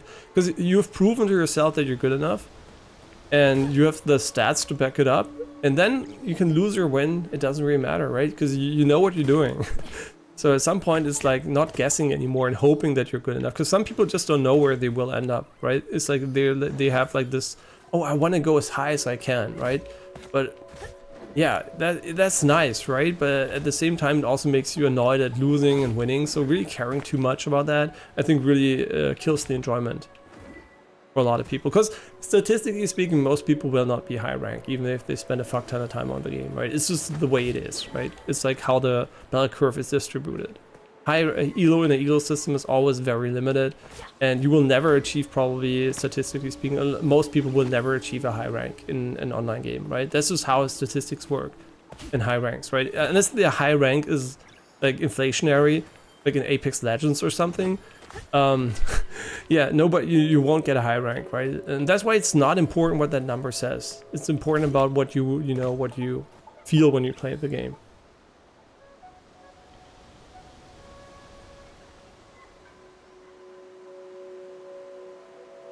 But who you say you don't get mad at people, but you want to alt F4. So are you mad at what are you mad then, right? Are you mad at the matchmaking? Are you mad at you must be if you want to alt F4 something, you know, is killing your enjoyment. Is it just the raw fact of losing, irrespective of what other people are doing, or like I think the way you can help yourself to get less, you know, have more fun is to find out what is causing you to not have fun. Like, what is the reason you want to press Alt F4? Is it the behavior of the people? Because then you would indirectly get mad at them, right? So yeah, that's the question I would ask myself: is why am I not having fun? And if the answer is that's inherently everything the game does is unfun to me, then probably the game is not a good time to play, right?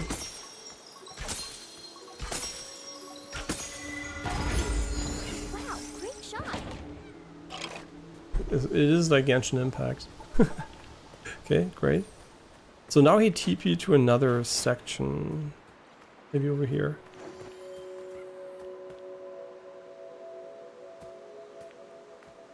Weiß nicht, die haben ganz gut gerochen, deswegen war nicht so teuer. Also relativ zu den anderen Bären, die da waren. Und er hat einen hohen Vitamin C-Gehalt. Im Vergleich zu den anderen Bären. Huh? Oh, when you fully charge it, you get it. So also a bit of Breath of the Wild here. I mean, but people throw very rarely, don't they? I mean, at least in higher elo, right? If you throw regularly, you're not going to be high elo, no matter how good you are, right? If you like throw every sec, I mean, yeah, you could be insane and just like offset it or something. But on average, like I think it's very, very uncommon for people to throw relative to what I'm used to see in other ranks. Like when you're going up and down, yeah, sometimes you see win trading, and you know, a person is objectively throwing. Yeah, that happens every now and then, but that is very rare. Like that is, like, and funnily enough, levers are even rarer, right? Levers are very, very, very, very rare, and Thors are like not as rare, but almost as rare. It's kind of really interesting how little active throwing and like leaving I've seen. Yeah, I think there has been one instance of a person leaving the game in hundreds of gameplays. So like one person, that is crazy to me. Like on purpose, right? Some people just disconnect because they have connection issues or something and come back. But there was one person, the match started, like 10 seconds, he didn't like our team comp, and he was like, fuck it, I'm out. And he just Alt F4'd.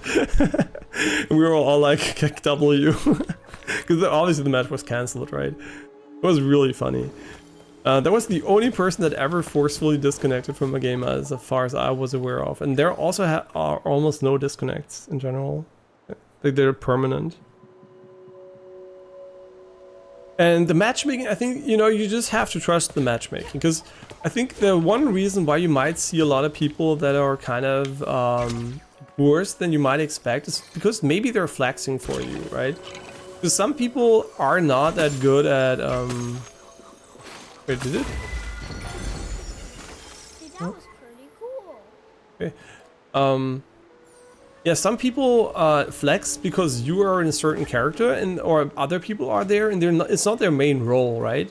So when a person underperforms, usually what I expect is them, you know, being flexible for my team. So I'm like, oh yeah, sure, he's not playing his main role probably because I don't check. You know, there are also what I would never advise to do unless you really want to min-max your win-loss stuff is check, you know, the enemy team, check your teammates, check for mains, OTPs. Yeah, you can target ban people and blah blah blah.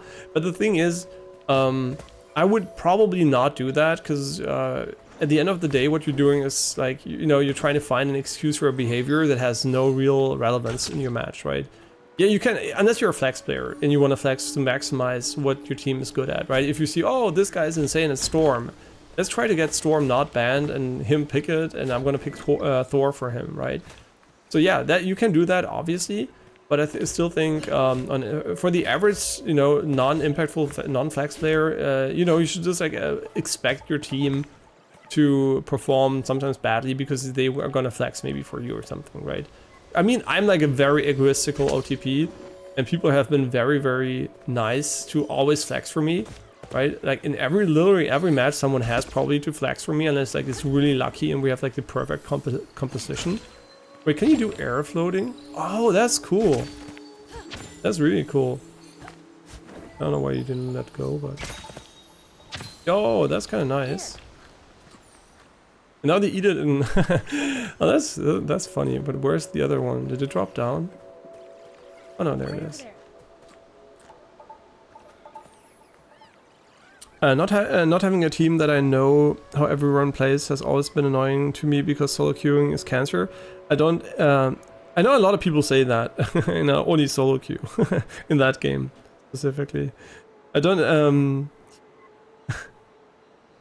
ever have a team because I got no friends that play these types of games, and if when they do, they play one game and get off. Yeah, I know what you mean, right? Especially if you're high elo, it's very unlikely that you're gonna find people in real life that are playing with you. And then if you're not in, you know, like a streamer community where people just like stack because, you know, it's like their content and they want to get high rank or something together, it's kind of hard to find people that are like-minded if you don't care too much about it. I mean, yeah, there's Discord communities and blah, blah, blah, but finding someone with high skill that is consistently playing with you is very difficult if you're not, even as a content creator, it can be really difficult. There's some that just have lucky constellations where they know people, but there are also tons of them that just, you know, have to solo queue or now and then just like queue up with someone, but, you know, not always. And I think, you know, solo queue being cancer is more a matter of, you know, perception, right? It is especially unfair, obviously, if you play against stacks, which are like really good, but that rarely happens, I think, at lower elos. I think that is more of a really like top of the ladder problem, that you have like really big stacks that can, you know, manipulate matchmaking in a way that's favorable. But if you're not good enough for the highest ranks, I think it's almost irrelevant if you're up against the stack or not, because usually the stack will get the elo they deserve, right? It's more like when you get 4 really good players coordinated, obviously they're going to be better than the 4 best players non-coordinated, right?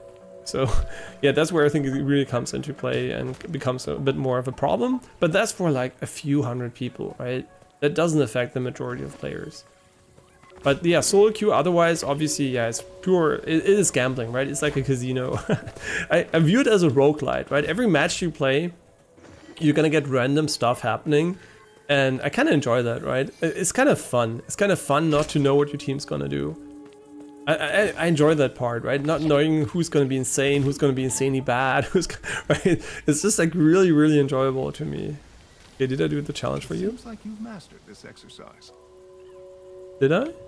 Yeah, and then the next one. Seems like you've mastered this exercise. Yeah, I guess this is everything we have. Okay, I really like that the bow is not a secondary weapon, but just like an extension of the staff. That's really nice. Yeah, I think a majority of people also play solo queue in these games, right? Competitively, at least. Like in casual mode, where you can like queue with more people, like with a wider skill range.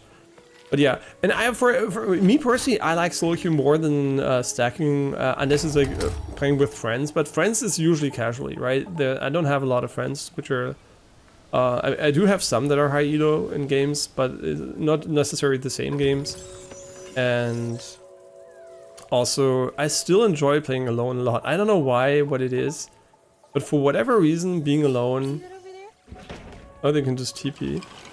Yeah, for whatever reason, being alone kind of gives it a different flair. Oh my god, controller is so fucking shit. Also, just a little aside, I'm playing with absolutely fucking cranked sensitivity. Like, for aiming, this sensitivity is kind of stupidly high on the controller. It's not stupid, it's okay, but I kind of wish there was a aiming sensitivity option. Is there one?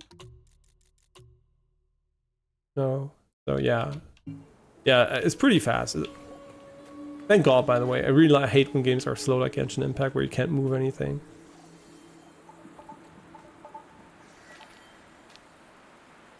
Oh, this is perfectly reasonable.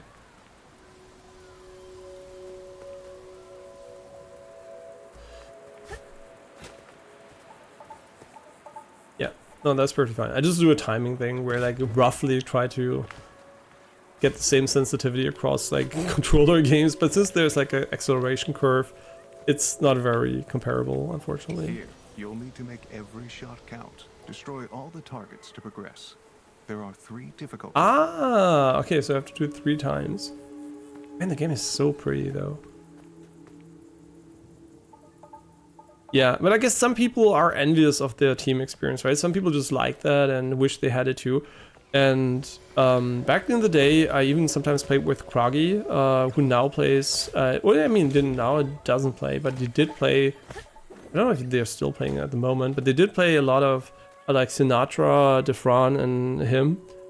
They played, and also Mandy, I think, played a bit together, like in Marvel Rivals. And back then, playing, a bit of the finals with him was really fun, right? Like high elo the finals with the team was kind of fun, but it was only for a limited time too, because I then moved on from the finals. But yeah, that was nice, right? Like interfacing with, I guess, the streamer community. That I'm not part of this big streaming community, right? I'm not part of the friend group, but it's kind of nice to even intersect a little bit, so you get the same experience every now and then. But it's not like I need it, right? I'm not like, oh yeah, now that I had that, I need this in every game. No, I kind of like the fucking solo queue shit, right? Because it really is me against everyone else, right? Your team, the enemy, right? It's me against everyone basically. So it's not like someone boosting me, right? I don't like the idea that I play with someone and theoretically you could be boosting me. I don't like that idea. Hello? Oh, it's recharging. Whoops. My god, it's so hard to make small adjustments with the sensitivity. Over there. Okay. I guess it can't be that hard if you have limited ammo, to be honest.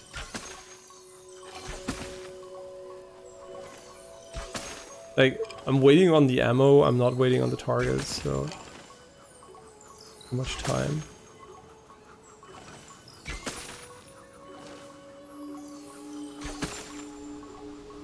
We have so much time, we can go slow motion here. That's a weird challenge.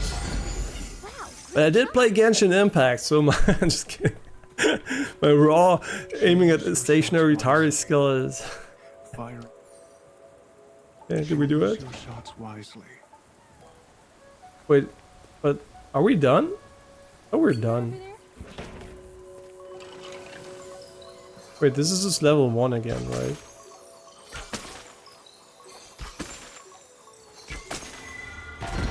That was pretty cool.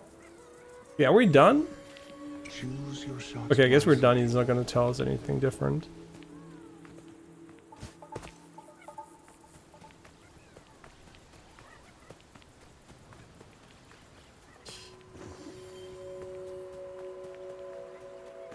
Yeah, sometimes I wonder if back then it was really good in Warcraft 3, but the thing is, there were not that many competitive games back then, right? And Counter-Strike, for whatever reason, I did not like too much. It was kind of boring to me.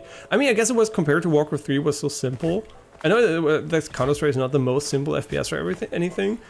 Back then, right, I was like, I don't know, I just like enjoyed RTS more. But there was nothing like really today where you could really grind a ladder. I mean, there was a ladder, obviously, and it was also fun to grind, but it was like different, right? It was not like... I think I'm more suited for FPS than I'm like for RTS from a... Like, I just like it more. It's more fun to me. But there was nothing like Overwatch or League of Legends back then. There was just like basic Dota and... Yeah, unfortunately, I don't know, just like 10 years younger, and I would probably have had more... Not more fun with the games, right, competitively, but maybe I could have made more out of it, just for fun. Yeah, maybe it's good that that was not the case.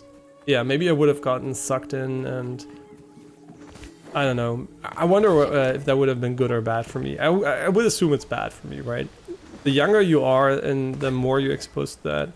I mean, Warcraft 3 was a crazy grind, and I guess World of Warcraft saved me from Warcraft 3. Oh no. Yeah, I don't know. It's just, I just enjoy games. I'm kind of glad that I never got sucked into only enjoying one game. But I do wonder if I would have, if I had those games available as a kid. I think I have more of an affinity for writing and typing or languages than speaking it, especially German. Speaking German is tough. I mean, I think writing is... well, not always, right? Depends on the language. Japanese, for example, writing is way harder than speaking. But I think in general, if you're using a writing system, writing is always easier. Right? Reading and writing is always easier than speaking. because it is less real time, it's less dependent on like motoric skills, and it's more consistent, right? It's like reading is always the same. That's why subtitles, like a lot of native speakers also tend to use subtitles because it's like way easier, right? Reading is so easy compared to understanding different people speak. And I guess the more you rely on subtitles, the worse you get at like listening to people. And I guess at some point you just like, you don't care anymore and you just like read subtitles. But yeah, I think it's a skill, right? And it's obviously way harder to learn than reading something. Unless it's Japanese or Chinese, where you have like way too many different letters, right? Or symbols. Oh, cool. So we can buy shit here. But are these all... I guess we don't have any of them. Now, I don't know if there is a useful... But is there a useful thing we can do with those things? I don't think so, right? 2 out of 4 tarot spirits. Whatever the fuck that means. Yeah, and you know, all you can do is practice, right? If your languages are unfortunately more or less like something you're supposed to learn as a child, and depending on the person, it's like it's really hard to get into it the older you are. It's not impossible, but it's definitely, you know, when I see the way my niece and nephews are learning languages, like by doing nothing basically, just like playing around, and you know, still, even though I still picked up so much Japanese by doing exactly the same older, if I was younger and doing the same, I probably would be fluent in Japanese by now, right? So that's like, is so much worse than when I was a kid, obviously. Like for almost everybody. Only very, very few cases don't use that ability to learn languages when they're older. Like in a very efficient way, right? And I would also, I mean, it is a talent, but also probably non-normative brain function, because it's usually not that useful. So there must be some kind of reason why we don't have it usually. And the reason is probably because it's like irrelevant to restructure your base, yeah, like your knowledge base every now and then, which your language basically is, right? Every idea you have, a thought you have is usually encoded to some degree in language. Not every, right? There's also non-verbal stuff basically, but a lot of it is verbal. So there's redundancy, right? Your brain usually doesn't want to learn 3 words for the same thing, which is why I also say like learning a lot of languages is only learn what you really feel like is fun and you need, right? If you're having fun, that's great, that's perfect. But learning a language because you feel like you have to and you're never going to use it is kind of stupid. And that's what school kind of does, right? You learn a language that is never going to be used sometimes. So that's why I think it's very important to like cherry pick what you're learning. And in the case of German school, obviously they should be teaching English, right? They should not be teaching Russian. I mean, maybe Russian, I guess, maybe Russian, French, right? Who cares? Right, I'm half French, so if I say who cares about French, I mean I care because I'm like half French and I have a family in France, but I don't care about people speaking French in Germany, right? So why would they learn it? So yeah, that's kind of stupid. And they did that a fuck ton. Oh yeah, we can get a bow here, a bird's nest, a whirlybird, a mushroom, and a pot. And now we're gonna equip those. Oh, they're all automatically equipped or what? That's nice.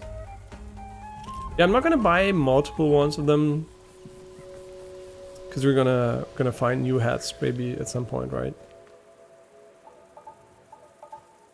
And your opinion is that the attempt to learn German verbally, like listening to a dying horse. That is an interesting statement. Yeah, that is one of the things, right? I can't really relate to because a language you speak, you cannot hear the same way as, unless you're really trained to, the same way as a person that doesn't understand the language, right? Every foreign language is going to sound different. When I hear German, I don't hear the way it's spoken, but I hear the information in it, right? So the brain automatically doesn't care anymore about the other layers. Yeah, you might notice an accent or something, but you care more about the information. So that's why it's like really, really... What are we doing here? Why are there a bunch of things up there? Huh? I don't know. Okay, I think we're done here. Yeah, so for me, it's like, it is hard to, I can't imagine it being really annoying. But yeah, I don't know if German sounds nice to most people or not, right? You can ask them, obviously. But usually I can, you know, I can hear a language and tell if I like it, like how it sounds. But that is obviously also heavily biased by my, you know, what I preferences, basically. But I do think there are languages that are on average, like, nicer to listen to for most people. And some of them are like kind of unpleasant for most people. Not that they're like bad languages or anything, it's just like the way I think the average person perceives language. And like I said, that might just be because you are biased towards the languages you speak, and probably most of them are kind of similar, so the ones that aren't might be kind of weird. You'll need to move quickly for this one. What? Follow the path and hit all 6 targets before time. Ah, okay. And that explains why they're there. Ready, go. Wait, did we just have a snapping happening here? Like auto snap? Follow the path. Oh yeah. Wait, we can sprint. Yeah, the controls are nice, to be honest. Like, for a non-aim assist. I mean, maybe it has aim. Does it have aim assist here? I don't think it does, no. Wait, did we turn off aim assist? I mean, maybe it's combat camera assist or some shit. Here, automatically focus aim bolt. Yeah, so we turn off all aim assist, or it was never on in the first place. Yeah, so there is aim assist for those who do not like aiming. Ooh, we got a new rot hat. Good footwork. Try a few more laps. No. Ready? No, cancel me.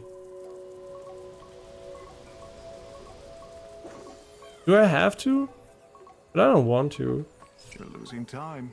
Shoot the targets and follow the path. Do I have to do it more than once in order to get this? Because I kind of feel like this is what we're gonna get here. Pretty sure this is also some kind of... Ah, never mind. This is how we get it. Cool. I like that the game is not being annoying about it. Like that we don't try to beat it. It's kind of cute.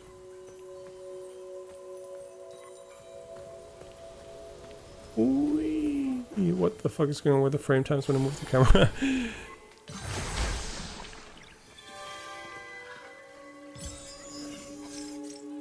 I mean, if this is a cosmetic resource only, do I even care about it? I mean, I'm gonna do the stuff that's fun, but I do wonder. Okay, cool. How far can we shoot? Is it like Genshin where you can... Yeah, you can shoot really far.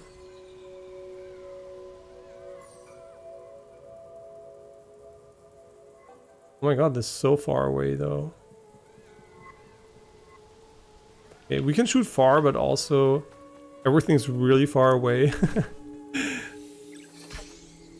Yeah, just like relative to this, like how it's so fucking far away. Holy shit.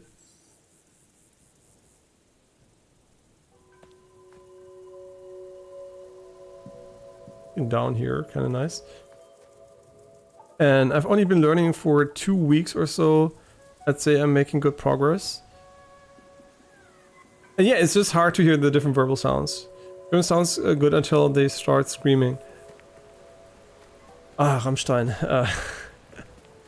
Yeah, like it's kind of funny, right? Some, for example, like Korean sounds unfriendly for me, like when you listen to it. I mean, relative, right? They say something, ah, I'm so happy to see you, and sounds like I'm gonna kill you, right? And it's just different expectations of how people, you know, phrase things and how they like intonate. And yeah, it's like really interesting though, like how you can be mega friendly and it sounds for other non, you know, Korean speakers sounds like you're just like, you know, being angry or like you want to argue. Yeah, so German probably sounds pretty rough because it has a lot of like it probably also sounds a bit more like non-nice, maybe, right? French I think sounds pretty nice relative to German. The path ahead. I mean, friendly. It sounds more friendly.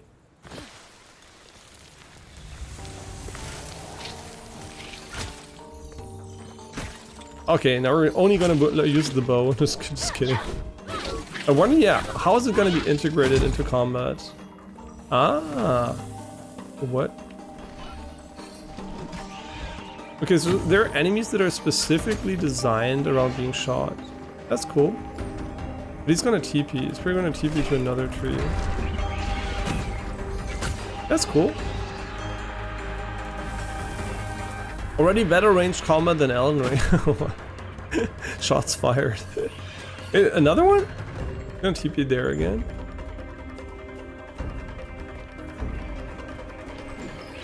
Yo, there was definitely some aim snapping going on for the target here though. Like you can tell, right? There's aim snapping here. But it's not for combat, it's only for like puzzles, I think. Yeah, you can tell like he doesn't give a shit about the enemy, which is kind of annoying because now I'm gonna aim snap to the non-combat target. Oh, you know what? There are no headshots, I think. I think you can shoot them wherever you want. Let's go for a leg shot and a headshot afterward. Why did you cancel me? You canceled me. Yeah, I don't think there is a headshot multiplier in the game. Which is kind of interesting because I think Genshin has one. That's really interesting. We're gonna switch to mouse and keyboard. Just kidding. Yo, they're so annoying though. Fucking bitch. Yo, I just like bumped into it. I'm gonna regenerate. Yeah. That's fun though. Yeah, so it is a very unique Souls-like.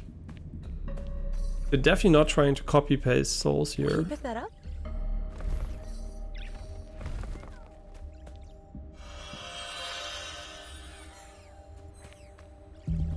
And this gives us XP. Why? By drawing the bow. I mean, see, I don't know if this is better than this one. Yeah, I don't know how good it's gonna be. But we could start with this one, which is basically start with a heal. Like, it's very general. Oh, you can slow time. But how brief? This one. 5 arrows before you reach the charge. I don't know, I'm just gonna pick this one, because it's like very general. I might be taking a break from Marvel Rivals, considering I dropped from Gem to Gold 1. I mean, you know, if you're not enjoying it, my advice is take a break, right? If you pick it back up and you enjoy it again, play it, right? There's no need to grind for anything if you're not enjoying it. And there are tons of things in the world that are enjoyable. Like, it's not like there's only one game, right? For me, I have the problem that I'm enjoying too many things at the moment and I don't have the time for all of them. And like everything's like kind of competing. And I really have to focus on not like doing only one thing. Wait, what? Huh? So I shoot it, then I Y, and then I shoot it again?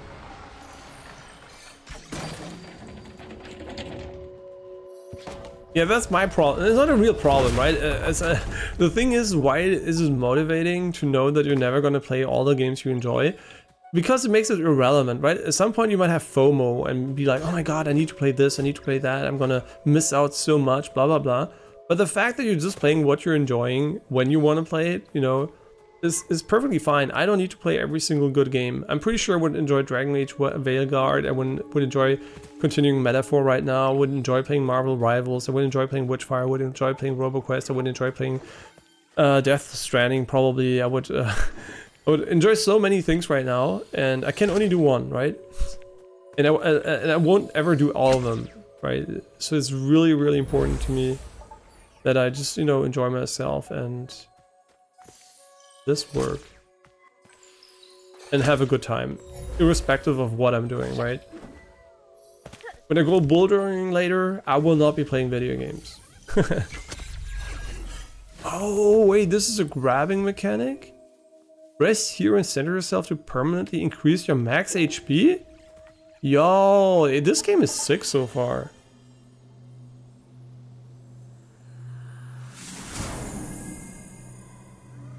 It's still so weird that your HP is blue. Not weird, just like uncommon. But since there's no green bar, it's not a problem. If they add a green bar in addition to the blue bar. Yo, it's Ghost of Tsushima again. Both really pretty games. Man, Ghost of Yotei I would love to play, but I'm gonna play it on PC. And when the Switch 2 drops, I really need to make sure I can stream from it, because I'm pretty sure there's gonna be some fun, some dope games I want to stream. A new Zelda or something, or I don't even know. It's like a game I want to stream. I hope that's not gonna be too annoying. Because, yeah, capture cards are always a pain in the ass.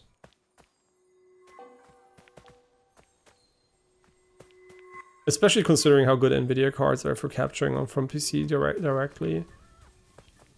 Okay, this is like just a fast travel way. That's so cool though. Like such a... You know, I really appreciate games that don't give you a new mechanic for something that can be done with another mechanic. This broken path leads to my house. The corruption there is powerful. Be careful, Kana. Oh, there's a boss fight in his house. Yeah, right, I always forget about this mechanic too, just like using your pulse. Oh, I can't, wait, can I, only, wait, why can't I pulse there? Oh, wait. Can you go back up? Wait, you can. Maybe. I mean, he's turning the camera, but... Can't fool me, I'm going back up. Okay, the progress is very minimal, I guess. Okay, you can't pulse while you're doing this.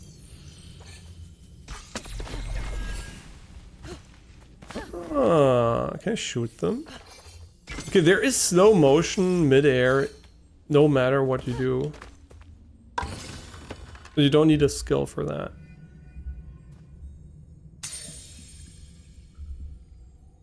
Recharge. New charm stone available. Shield energy fully restored on parry. Ah. Mm-hmm. Now we're not parrying, so... Can we have them all active at once, though? Probably not, right? Probably we can equip only 3 or something.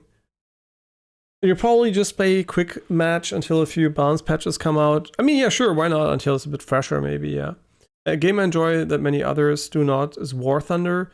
I think a lot of people enjoy War Thunder or like wargaming games, right? I mean, my only criticism with them, as far as I know, at least World of Tanks is that they're pay to win.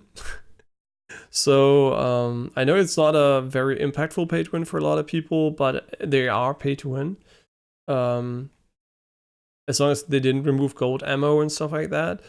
And I think a lot of people enjoy those games, so I don't think you're like alone with that. Maybe War Thunder is a bit more specific, but definitely the war games are nice. The irony of them being in the Ukraine and then war causing them to have to move their studio is kind of, you know, it's kind of stupid. They're called war games, and yeah, it's kind of the irony, right, of having war in your country when you make those games. Kind of weird. Definitely, I wonder if it will have some kind of impact on the games beyond the studio having to move, because people will maybe have a different view on war, right? I could even imagine some devs quitting or something, being like, oh, I can't make a game about war after having to leave my country or something. But I don't know. Since there's a lot of money involved, I would assume the final product's not going to change much. And yes, the game is grindy, and the devs might be doing some questionable practices for the game, but I'm enjoying dogfighting. that's what I mean, right? If you're not like getting ripped off by being scammed, right? Getting like scammed by being forced to having to spend money and overspending. A game is a game, right? Pay to win doesn't mean a game is bad. Pay to win means a game is pay to win, right? It doesn't really mean anything. And also, a game having gacha in it is only bad if you have a gambling addiction, right? So in that way, I think it's the games are not inherently bad, but some of them do try to psychologically manipulate people into overspending. And gacha games, for example, right? And I don't like that. I don't like that they are like negative, but that doesn't mean the game can't be fun, right? So when I play Genshin, it's obviously a game I think it's not for kids because it has gambling in it, and it should be rated appropriately, a gambling game. So it should be probably 18 plus, depending on where you are, maybe even 21 plus. And I know that's like, you're 16 and you're playing Genshin Impact and you're not gambling addicted. You're like, I want to play the game. Sure, fine, but the rating has you may play the game, but the rating should be realistic. I'm not saying that kids are gonna stop playing the game if it has a rating that's higher age. I'm just saying it should be regulated. And I think games like that might even be special because they are trying to target a young audience with gambling, which makes them very, very bad, right? Same goes for CSGO too. And I think we mentioned it recently, but I think everything that has real money attached gambling, I mean, not you can win real money, but you spend real money, is, in my opinion, not a game that should be available to children. And even people that are grown-ups that have gambling addictions should be able to opt out. So I think there should be a special regulation when it comes to money-related gambling. A big difference is obviously non-money related gambling, right? If you gamble in a game, I mean, yeah, sure, you can still get addicted, but it doesn't cost you anything but time, which is still, I guess, bad enough. But then you can argue that a lot of games are addicting or something, and they waste a lot of time. So, yeah, same argument there. But I don't think gambling matters at all, right? For example, Balatro having gambling in it, it has no money, right, in it. So who cares if Balatro is gambling? Who cares, right? Gambling is fun. The non-fun part about gambling is if you're addicted and you lose a fuck ton of money, right? That's the non-fun part. But gambling can be very fun. So I think if it's used in a good way, it's perfectly fine. Just like I don't like children targeted gambling, or like in general everything that abuses weaknesses of minorities. And ironically, it's not minorities, but the majority that gets abused, right? The targeting of marketing and psychological manipulation to get you to buy products affects everyone, right? Me included. Everyone's affected, and we kind of don't have a lot of regulation. There is regulation, but there's not a lot of it. So a lot of psychological manipulative practices, like for example, you go into a store and the layout of the store is maximized to make you buy more things. Not a lot of people are aware of that, right? I mean, some people know or have been told, but I don't think a lot of people go consciously into the supermarket and are like, okay, now I have to be a bit more mindful because I'm going to be manipulated into spending money on things I don't need, right?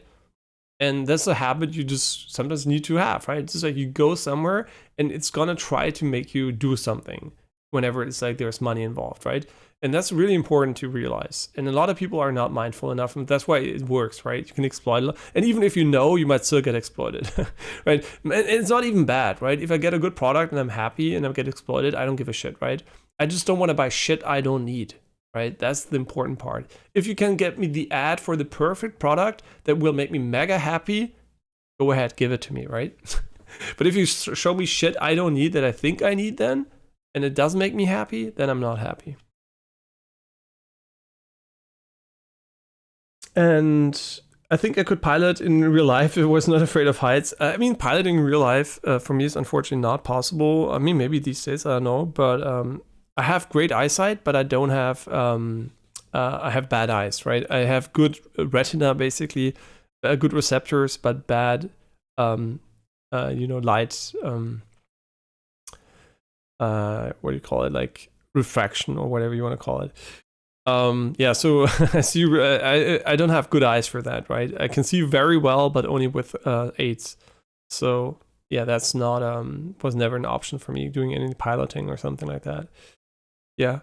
No idea if I would be good at it though, because like what you should not estimate, piloting in real life is very physical, like especially jet piloting, right? If you want to pilot a jet, you're gonna have so many G's on you, you must be very physically fit. beyond your eyes and your like skills, right? You have to have the physical training and also sometimes ability to do it. Yeah, so that's the big difference, right? If you want to do a sport in real life and you have skills in theory, it often still takes a ton of like physical work to get somewhere in those cases, right? Obviously, flying a charter plane is way different, right? There's almost no G's there, and it's very skillful, but it's not, like physically demanding in the way a jet pilot or some like astronaut or someone needs to be, right? I personally love grinding video games. For example, Borderlands. I have over 15,000 hours in Borderlands 2 and 3 or more in every other Borderlands game because grinding is fun, and War Thunder, being a very slow-paced game that you have to grind for, is very enjoyable and fun. The only game that is very grindy that I never got into was Diablo. There's the thing, right? Spending a lot of time in games is perfectly fine as long as you're like committed to it, right? Like, it's something you want to do. Because grinding games, and if you notice, you're like prone to liking grinding in video games. It's really, really important that you do it like because you want to, right? And not because it's like a habit and you feel like you should have done something else. Like, grinding is also, I think enjoying grinding games is the closest thing I think you can have to being addicted in a video game. It's like enjoying overly spending time on a specific game. Like really being deep into it, really sucked in. I think that's the most close to addicted I ever felt in video games, was when I was grinding certain games, right? So that's why I feel like these are cases where I always say it's perfectly fine to enjoy grinding in video games, but the question is it like to a degree that is like impacting other parts of your life of relevance, right? That's why grinding can be really cool and nice to enjoy it, right? That just means you can have more fun with the same, I guess, right? For example, I enjoy grinding Marvel Rivals. I enjoy also playing Borderlands a lot. Maybe not as much as you from a time investment perspective, but I don't mind doing it multiple times. And there are also people that are like have a brain wiring that really, really likes repetition, right? There are people that really like doing the same but slightly different things. Some people even like always the same. I once met this person in Overwatch, and she was like, hey, I really, when I open loot boxes, for me, it's so fun. And I'm like, okay, why is it okay? So fun. Okay, yeah, sure. But she's like, yeah, I have this condition where when I do these certain things, I always get the feeling, even if I get the same item, that it's like I'm getting something really special, right? So I don't know if she was gambling addicted or what you call it, the condition, but she really enjoyed the same thing, even if she had it like she did the first time around, which is very atypical because usually the brain kind of doesn't value the same thing over and over again unless it's like eating food or something or sex or something that is like integral to function, quote unquote integral for functioning, right? And that's why it was really interesting. And yeah, and she has to be really careful because she can end up just like grinding loot boxes for this one moment, irrespective of time and anything, right? So she has to be very mindful that she's mega, vulnerable when it comes to these mechanics. And yeah, it was really interesting to see. But the good thing is she knew about it, right? She was not doing it without knowing it. So yeah, she was mindful that other people don't perceive it the same way usually. And not a bit, I play grinding games in my free time, and since I'm unemployed and it's hard to get hired somewhere, I have a lot of free time. I mean, like I said, I never judge people, but the argument that you have a lot of free time because it's hard to get employed, you could now argue, I'm just being a little bit snarky here. You could argue you could use your free time to increase your chance of getting hired. I'm not saying you should get hired or you should find a job, do whatever you enjoy. But you could argue, right? You could argue, oh, he's spending a lot of time on video games, but he's not spending a lot of time on finding a job, right? And you could argue like that, right? That's why I'm always putting it on different perspectives. And there's always a bit of truth to everything, right? So someone that would be, could go to you and be a little bit snarky and say, yeah, you enjoy grinding video games and you don't have a job, but why are you not grinding getting a job, right? And obviously I know why, because it's like really fun to play video games. It's not that fun usually to find a job for a lot of people. And yeah, but you could argue that, right? And it's really important that you're mindful that you're choosing what you're doing, right? If it's to be unemployed and to play video games, that's perfectly fine. Maybe there is no job opportunity, for sure, that can happen. But that's what I think. You should just do whatever you enjoy, but be, specific about why you do it. On my phone. Okay, was machst du eigentlich heute? Bis auf Putenbrust ist ja auch nicht so viel Frisches dabei, oder? Bis auf Putenbrust ist auch nicht so viel Frisches dabei. Okay, you found a charmstone. Charmstone are hidden throughout the world and can also be earned by completing trials at the Masked Shrine. Equip charmstones to augment Kina's abilities, giving her unique advantages in combat. Study the details to find the perfect charmstone for the next battle. I hope that's not too relevant. Like, oh, we made an enemy that you only have to parry, and is it equipped now? I think so. Yeah, so this is a cool thing. I hope they're not going to be too well hidden like this one. I mean, this one you could easily miss, I guess. Not miss visually, but like from a timing perspective. Because I think they're going to be really fun to build around, and I hope they're like not too unbalanced and they break the game in some weird way. And many people didn't like the loot box system, but I personally enjoyed it. Wait, in which game, the loot box system? I think Borderlands has the casino slot system, but you mean in Overwatch? Oh yeah. The thing is, right, why don't people like the loot box system? Because it's obfuscation of cost, right? It like kind of hides the value of objects and ties it to gambling. So in a way it is gambling, right? I personally don't mind the loot boxes because I don't care about the skins, right? And I don't spend money on it. But I know that for people that care about these things and want to buy something, putting it behind a gambling wall is always bad, right? There is no objective, unless you have infinite money, right? I mean, some people might enjoy the process of gambling to get the item, and then they maybe spend a bit more, but they think it's worth it. But often it's like a very, very, very unreasonable increase in price, right? You like the little bit of gambling you're doing can't be worth what you're spending more for most people. So I think that's why a lot of people were very critical about it, because it is basically gambling. And also in this case, it was not a full price. I think it was 40 euros or something. Or I don't know, but it was a game you bought, and then they put like microtransaction gambling in it. So yeah, that's what people I think rightfully kind of didn't like, but obviously doesn't mean that if I, for example, also enjoyed the loot boxes, opening them, but I never spent money on them, right? So yeah, it really depends on what you do with it. So it can be great for some, but obviously the goal is to get more money out of people and not more enjoyment necessarily.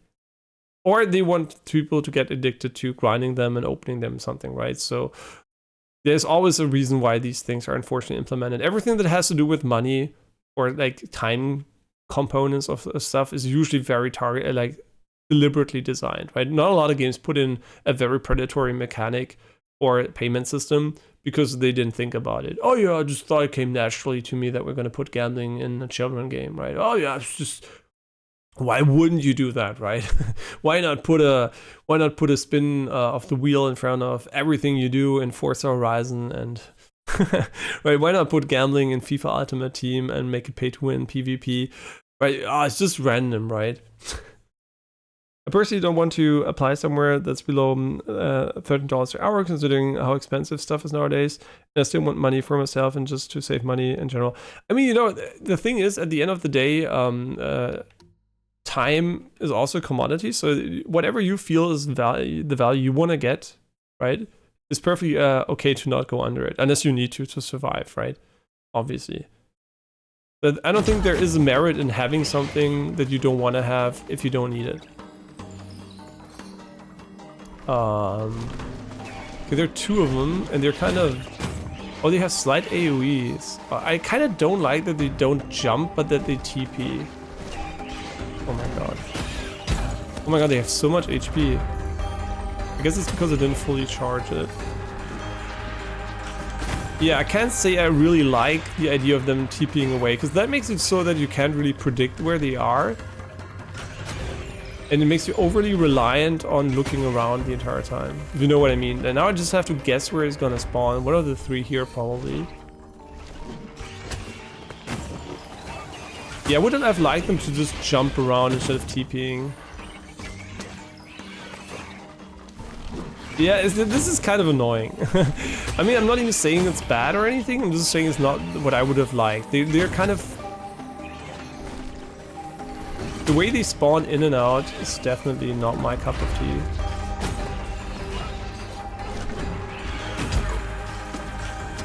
Oh my god. The thing is, you also have to dodge, right? So I don't know, it's just like kind of fucking annoying, to be honest. And they also take more than one shot, which makes it... See, that's what I mean. You need to charge up the bow, wait a fucking year until they spawn again. Yeah, I definitely don't enjoy this TPing part. I wouldn't have minded them jumping from tree to tree. That would have been perfectly fine. Oh my god, I'm gonna get shit on. I hope I don't have to do them every single time. A lot of healing. Does he have some kind of weak spots or something? Oh yeah, he does. And he also has ranged attacks, and there seems to be a weak spot on his back.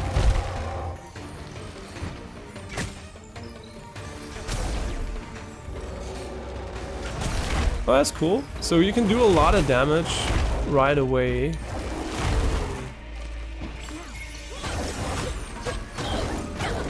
Yo, this is... Oh wait, you can... Oh, okay, you can't stun lock this one. Okay, what is the purpose of them? Oh, he's gonna interrupt them. Okay, interesting. The Wood Knight, huh? Ooh! Okay, we're gonna heal if we can. Over there. Oh no, we can't because we got hit, right? So we lose stuff when you get hit.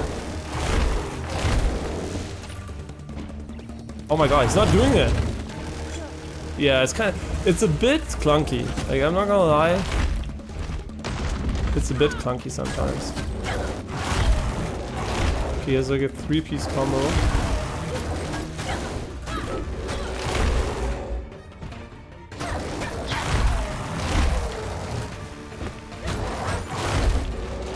Wait, we're gonna try something different here. Oh yeah, this is good. This is good.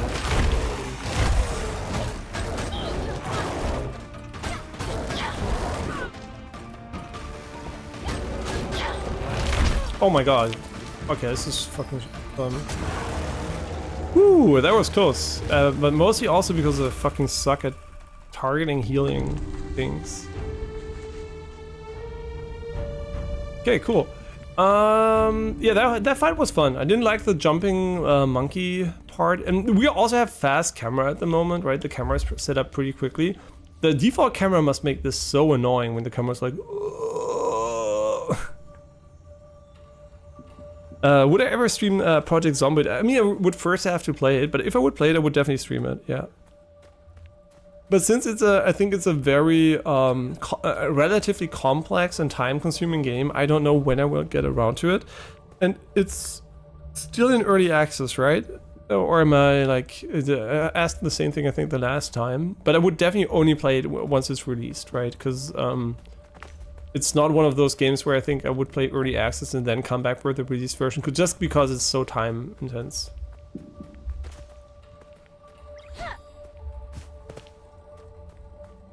And sure, if the game is like a good multiplayer game, we could also obviously try it together. Why not?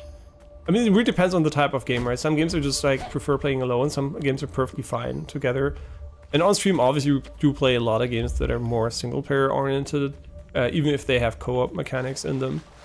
But Project Zombie did seem more sandboxy, so that could be definitely a bit different there.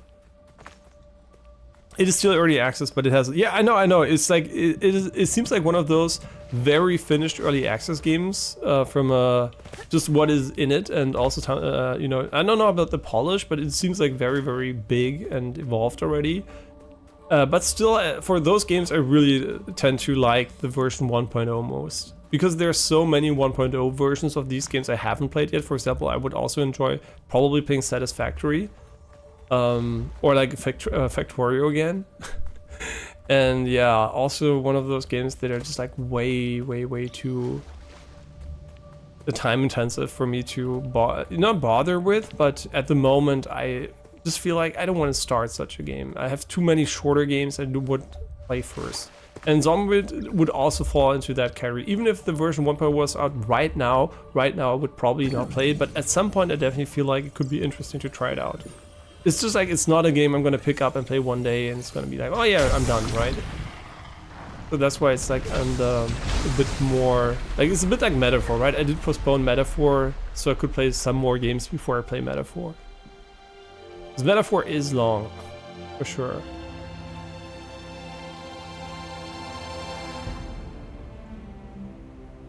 And I kind of feel more like playing a few shorter games at the moment. And you love Satisfactory. And it's relatively simple. I mean, it's probably survival or crafting related, right? To some degree. I mean, it's like, I mean, from a time investment, you know, perspective. Like Satisfactory, for example, is also relatively simple to learn, but there's a lot to master. And I guess Project Zomboid is not a Satisfactory, but I don't think it's a game I'm gonna pick up one day, right, and put back down in like 3 days or something. From what I have seen so far, it seems like a game you can spend a lot of time in, and it's more about progression than it is about one run, basically. From what I've told, it could have changed a lot since then, or I could have gotten the wrong impression, but it did seem like it was a bit more like a time investment related. Yeah, Satisfactory, I did never play. I watched a bit here and there. And I did play Factorio, but I never played it. And it looks like a really fun game, but it's also a sandbox game where you can spend a fuck ton of time. And I just don't know. Like, if I had an infinite amount of time, I would probably play it, obviously. But I don't, so I'm like, kind of, is this going to be more fun for me than something that's shorter? And I don't know. I just don't know if Satisfactory is too much for me. It's maybe a game I could consider playing together with my girlfriend at some point, like Stardew Valley, for example. Even though I like Harvest Moon, I don't know, for alone I never got into Stardew Valley. It kind of, I don't know, it's just a game that's more fun with other people for me. And maybe Satisfactory would be the same. The only really complex thing is in Project Zomboid is the building mechanic, but even that's pretty easy. You can change the time settings in Project Zomboid. So you can also, like, since it's sandboxy, right? You can also like make it short, like the progression fast if you want to. Because I know that some games do have the shorter versions in the sandbox modes, but a lot of them are definitely still very grindy then.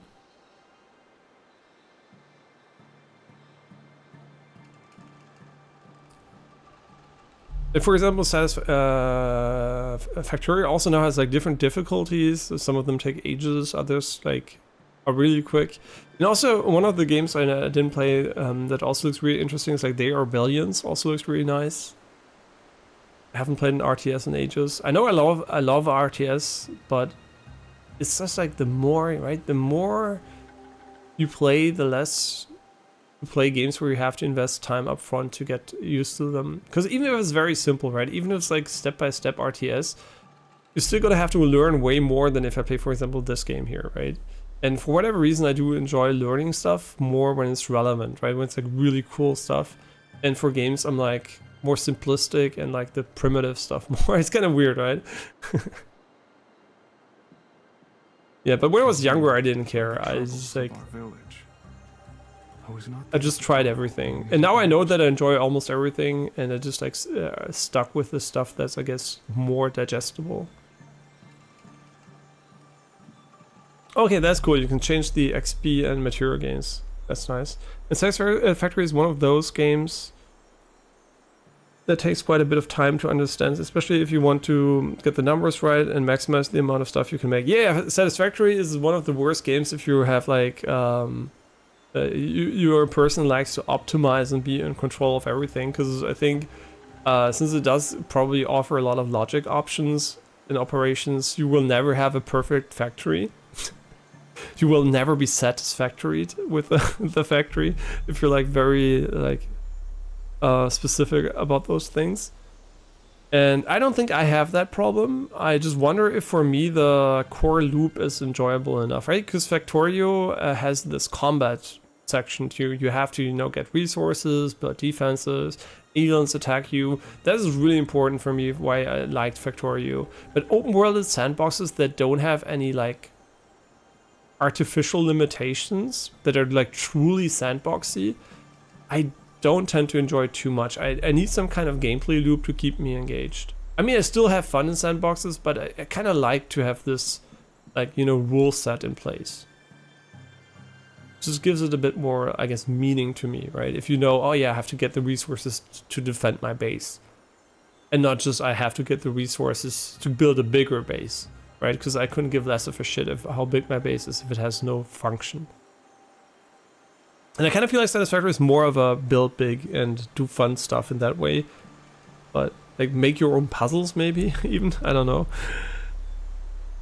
Yeah, I don't know, but it still looks enticing, right? It still like, it kind of looks interesting. But I don't know if I would enjoy it. I mean, I would definitely enjoy it, but if I would enjoy it to the same degree as people who spend like hundreds of hours on it would. I hope we can bring him peace. More relics are hidden in the corruption of the Forgotten Forest. I'll wait for you there. Relic discovered. Tarot's knife. No idea how you call him. Okay. So I assume this is spirits. Oh yeah, now we got the tarot knife.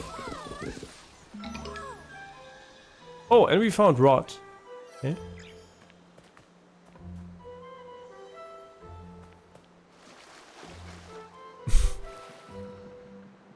Are those 23?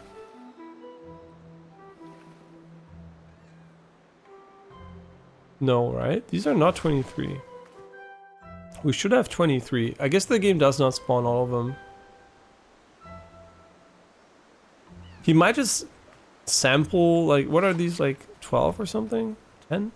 Oh, never mind. Now they're there.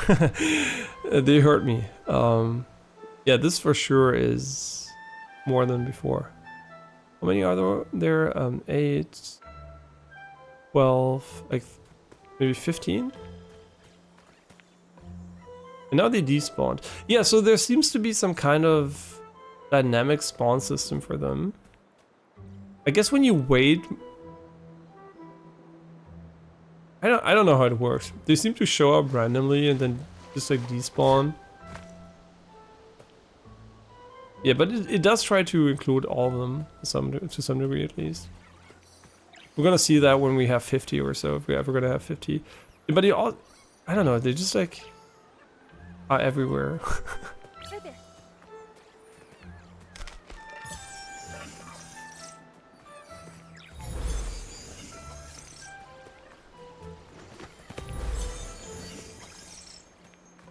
Okay, he just appears randomly here. Yeah, the game would have been so nice with HDR, but I don't think... It's too bad without it. Right there.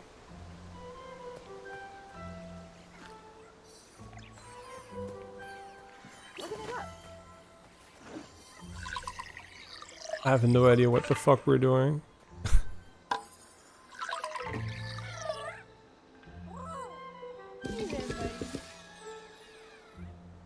Yeah, the Switch 2 being backwards compatible is kind of interesting too. Because they could have said, fuck it, we don't do that, but I guess they just didn't want to leave all the people behind from the old Switch. And I don't know, it's like, I guess it gives them a reason to buy the new hardware. Because a lot of people are very casual and they might just be like, oh, my Switch is enough, I got an OLED Switch.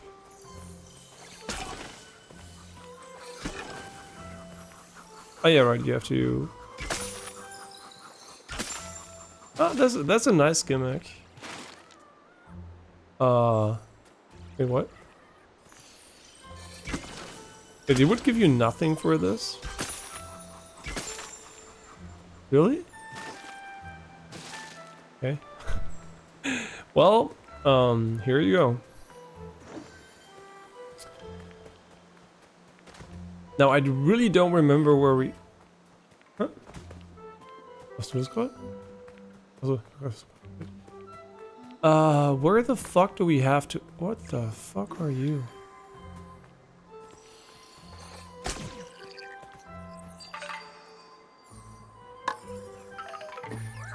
Yeah, obviously this is very inspired by Breath of the Wild. I mean, the sound design is like...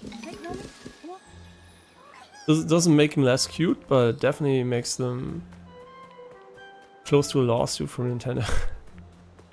You know, Switch 2, the one thing I'm really curious to see is how the mouse functionality will be implemented, because you don't have a table, right, when you're on the couch. So are they just gonna use your lap as a mouse function, right? What surface is it gonna require? Are they gonna sell a Nintendo mouse pad? You know, that you can put on your lap or something? I'm really interested to see how they are gonna quote-unquote solve that problem. Oh, okay, they can just add a wheel here, okay. I have no idea what the fuck I'm doing, and I'm sure this is enough.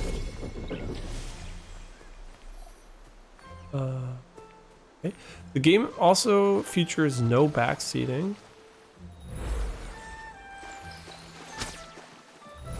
Which is really nice. Ah. Interesting. Yeah, why can't you use it when you're close? I don't know.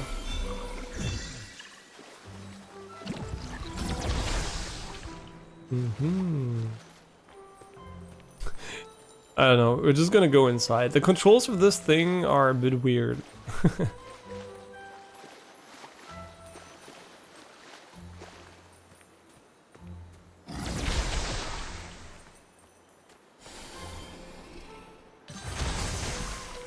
Okay, it also cleared the other one.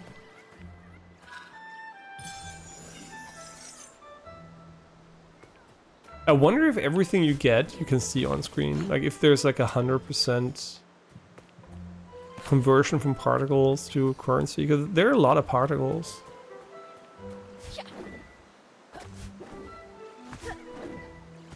Okay. Is this where we need to go, or are you just doing some optional stuff? Looks very optional to me, but maybe? Wait, where the fuck was this house again? I felt like we didn't fully explore the house just yet. Wait, is this just the way back? So much going on here. Cave, treasure chest. If this game had HDR, it would be so beautiful. Yeah, it would really be beautiful, but obviously for streaming, I think on YouTube you could somehow make it happen. It would not be too relevant, and would even be a bit worse because you would have to tone map it, right? So it would look, for me it would look better, but for you would look slightly worse. So yeah, it is more of a when you play it at home, right? for the people that have an HDR display, recommending it would be like, oh yeah, sure, it has great HDR, right? But it doesn't have any. Although it really looks like it could benefit from it. Like it's the same with Wukong too, right? Wukong has, I mean, this looks way better than Wukong, in my opinion, from an art style perspective. Like Wukong has really strong assets, right? Like from a quality perspective, like super high detail, has path trace and everything. But I think the art style here is definitely more my cup of tea. And I think what Wukong basically also doesn't have is HDR. And Wukong has an issue with HDR, I think. It has like very, very bright and very like washed out places that really look like they should be way darker and less washed out. And it just seems like they kind of did not a good job with it. Yeah, they could definitely have used HDR there to make it a bit, you know, cleaner. But I think the SDR is bad. That's what I'm trying to say. This has very good SDR.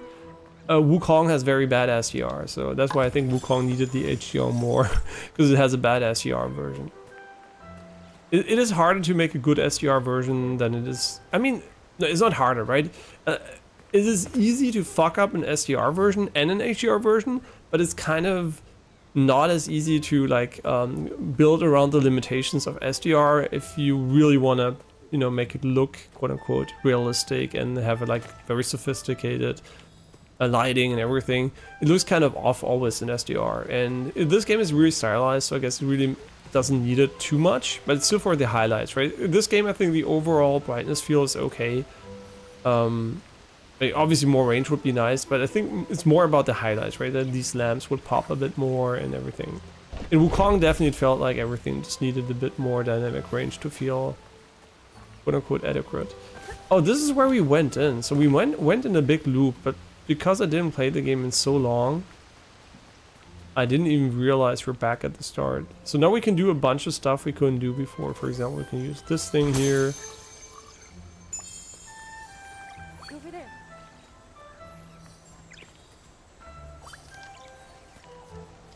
Wait, could we just say throw? Wait, could they have thrown it? You know, we have this. Yeah, okay, this is the bridge. Never mind, we were here before. Yeah, we were here. I remember this part. Sometimes I'm going to autopilot when talking about random shit. So, don't worry about it. Be sure what you remember it better than me. Yeah, that's one of the downsides of streaming, definitely, is that your like perception and immersion is, for me personally, is definitely lower than when I don't stream. Because it just gets sidetracked by talking about other stuff. I want to play Black with Wukong so badly, but I'm too broke. You know, it's one of my least favorite games I've ever played. So I know a lot of people did enjoy it, but I think it's a very, very overrated game from a perception perspective. I really did not like it. And it's in a genre that I really like. So yeah, it's kind of, I went in expecting to like it maybe a bit more than the average person, and ended up really disliking it. So yeah, it's like mid the game, right? And I don't play a lot of mid games. Most games I do play.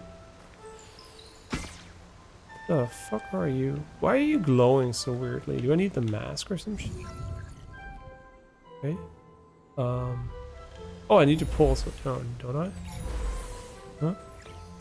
Oh, maybe this? No. Wait, can I make flowers bloom? Oh, you can. That's cool. Yo, that's so nice. I don't know what it is, but like these pumpkin fields, really, I like them. It's kind of weird, right? Why pumpkin fields? Okay, cool. Release. Okay. Oh, and they're eating now, right? And we're also gonna eat in real life. It's crazy. It's me with Diablo. I think Diablo's overrated. I mean, which Diablo did you play? They're very different games, right? Not very different. They're like the same idea, I guess, but the execution is very different. It really depends on which Diablo you play. Do I think, in general, Diablo is overrated? I don't think so. I think Diablo does what it does okay, right? Some of them aspects are less good or bad, depending, like, less good or better, depending on which version you play. Same goes, like, for Path of Exile. Same goes for, like, Torchlight. Any other, there are not that many, but there are a lot of them relative, like Lost Ark, whatever. Okay, that's more of a gambling game.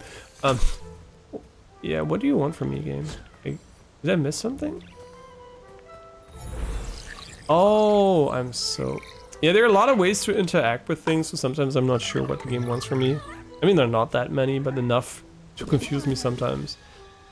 Okay, we found another rod, and they built these low res texture mushrooms here, which obviously are just like low res because they kind of scaled them up in an unfortunate way. Which is, by the way, something that's going to be very, very good soon. Like, these textures will be just AI enhanced in the future. It will be a core part of your asset library. You will never see any low-res texture in the future again, unless the developer is ignorant or chooses to make it low-res on purpose. Which is okay, right?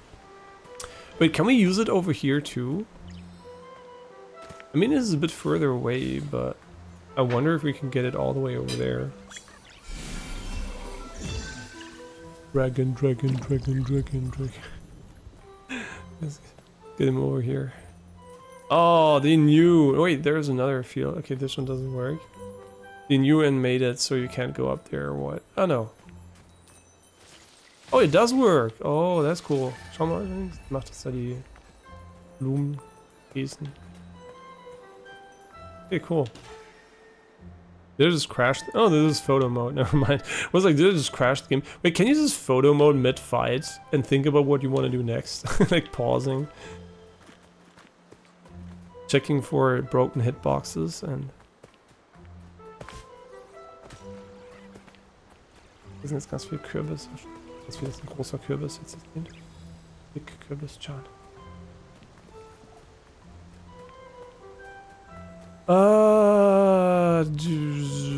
We can go up or down. Wait, where do you want me to go, game? Do you tell me? Yeah, the game is really vast. So at this point now, because we, you know, we're exploring new stuff, I think now waiting 2 weeks again to play again would be a huge mistake because we would get so lost. I'm already lost even though I played it just today, but you play them all and you don't find them too interesting. Interesting. What don't you like about them? I mean, obviously you don't have to know what you don't like about them, right? Sometimes you just don't like something because you don't like it, but maybe you know something you don't like about them.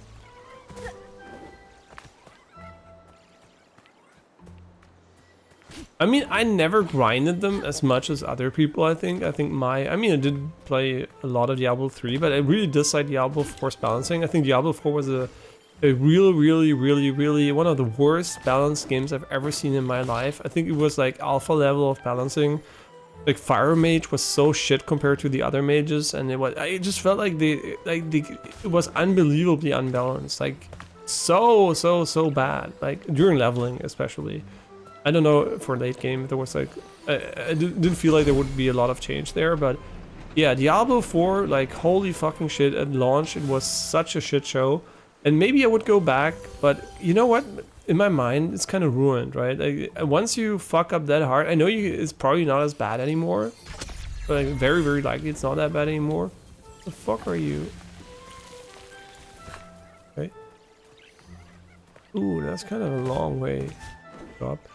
And it's still my mind, right? I'm like, I'm unhappy with experience I had. Not unhappy, was fun, but it was so unnecessarily unbalanced that I'm like, you know, even coming back to it would be kind of not that interesting. Really? Okay, this is gonna annoy the living shit out of me if I don't make it this time. Because once we have done this puzzle, I think we can call it, because this is, I think, the dead end of this section. What the fuck do you want from me? Is there 2 jumps or some shit? Oh yeah, oh that's cool. That is like Ori and the Blind Forest. Yeah, really interesting blend of games. I was expecting good graphics and mid gameplay, and we're getting good graphics and good gameplay. So that's kind of surprising. And no, not mid gameplay. I heard this is also a good game, but I'm kind of surprised that it's this interesting. Ooh, a feather. Okay, all of this for a cosmetic. Count me not disappointed, because let's be real, in Elden Ring you get a new weapon, but for most people it's probably cosmetic because you're not going to use it anyway. Yeah, but still, you know, it could be a weapon you use, which I think, you know, when you play Assassin's Creed Valhalla or Odyssey or something, or Origins, and you go somewhere and you actually get an upgraded weapon because it has a real loot system, or also Neo 2 or something, is way more interesting to me than getting one good weapon and being able to use it your entire game, and almost everything you find is trash then in Elden Ring. Unless you're like Gino Machino or like some kind of like enthusiast that just likes playing every single weapon. I think most people are not going to play most weapons, which means they're going to mostly find irrelevant shit for them. Which I think is kind of, you know, not the best design, to be honest. Because in Neo you do have a fuck ton of weapons, but you also have a fuck ton of versions of the weapons. So it's like you get the best of both worlds. Variety and a reason to upgrade.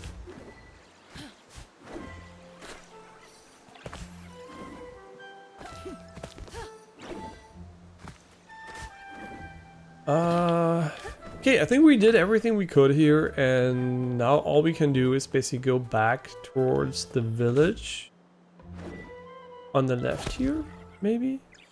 I mean, there's also a TP all the way down, so if you want to, we can also TP. But we can also go here, and I'm just gonna position myself here, and I hope the game has a... Oh yeah, right, it has an autosave system, right?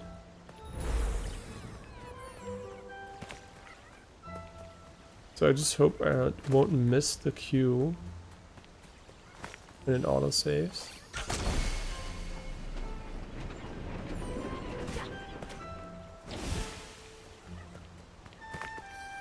Autosave me? Come on, this is so fucking safe. Wait, you can save manually, I forgot about that. Okay, it's saved, perfect. I should just turn in a way that I know it's like... You know what, I'm just gonna go here, and then it's gonna be hopefully clear to me when I play, hopefully tomorrow, that I wanna go this way. Just so I don't get confused and backtrack. I'm gonna use all save slots, all 5 of them, for whatever reason. I hate, by the way, I hate when games artificially limit your saves. Like, just give me an infinite option. You can start with 5, but just like add a new one and a new one and a new one. Who cares if it's my, you know, it's so small. Back in the day when you had like 8 megabytes of PS2 storage memory, like for save games, that was like obviously a problem. But today, even if it's a few megabytes, who gives a shit if I put 100 of them? Yeah, Steam Cloud's gonna get fucking busted, but Steam doesn't limit it. I mean, there is potential, probably a limit, but I never reached it in any game. So yeah, I really don't like when games just have a limited amount of save slots. It's just like kind of artificially limiting these days. Yeah, don't know why devs do it, to be honest, what the reason is. I mean, obviously some limit is kind of reasonable, right? You don't want to have like maybe 1 billion or something, but why not 100, right? Kind of weird. But I mean, the more the better, to be honest, right? No limit is good, quote unquote no limit, but yeah. And the UI, I think, is very bland, and the builds are just so one-sided, and there is an obvious meta in every of the games. I mean, every game has a meta, right? I mean, that's why I usually play games blind without knowing what other people do, because I don't want to know what's good, right? And usually when playing, I also find stuff that's OP or that seems really good. But yeah, I think every game has a meta when it's like, especially when it's like a big online game, like not online, right? A game that's like played by many people and has late game, quote unquote, like Diablo. There's always going to be a meta, right? Path of Exile 2 also has a meta. Borderlands probably also has a meta. I mean, definitely has a meta too. So every game has a meta. So I think a game having a meta is kind of not too much of a problem. It's just a problem when it's always the same meta, right? When it's always the same character being good, the same weapon that never changes. And others are unplayable. Because there will always be a best build, right? I think when there are a lot of good builds, it doesn't really matter. If there is one best build, it's usually kind of boring. That's true. The story also just isn't very interesting. It's kind of boring and bland. I mean, it's definitely not as colorful as Borderlands. I mean, would you play Diablo for the story? Some people maybe, I guess. For me, it was never too relevant. So I don't even know if it's a good or bad story. I mean, you could say it's bad enough for me not to care, and it's good enough for me to even remember a single character. So, which doesn't happen in every game. Yeah. So yeah, I guess the story is, for me, it's whatever. Like I guess it has nice pre-rendered cutscenes, right? So it sets the atmosphere in an okay way. So I couldn't judge it because I didn't really pay too much attention. And the games just don't keep me into it as much as I wanted to, which is a letdown. I've put a great number of hours into all of Diablo games, so it isn't like I'm being biased. I mean, obviously you're biased by your personal enjoyment, right? So it's not like you're not biased, but it's not like you didn't give them a chance, right? So you tried to like them, but for whatever reason you couldn't enjoy them as much, which is, unfortunate, but I guess I also fall in the category of people that can't enjoy, for example, Path of Exile like other people do. Because I don't know, it's just like, it never really clicked for me. It never went like, oh yeah, I'm gonna fucking grind the living shit out of this game. yeah, never happened for me in Diablo either. So I don't know. I just like the moment to moment leveling, getting new abilities, new loot, and everything. But then like min maxing late game stuff never was interesting to me in those games. I don't see the point, right? Like increasing a number, who cares? I like trying out new abilities, new combos, and stuff like that, and not min maxing a single one until I do the quadrillion damage. But yeah, that's the stream for now. I'm gonna be eating, and later I will be bouldering. And tomorrow we're gonna see each other again for more of this game, which honestly I find really enjoyable so far. I'm really surprised by how enjoyable it is, to be honest. I think it's not only a looker, but also has so far fun gameplay. I mean, is it the best, most well-crafted gameplay I've ever seen? No, obviously there's like small things, like the feeling is slightly like a bit sluggish, and the hits don't feel as impactful, and you know, it could be a bit more visceral in a way, like not more violence or anything, just like a bit more impact in combat.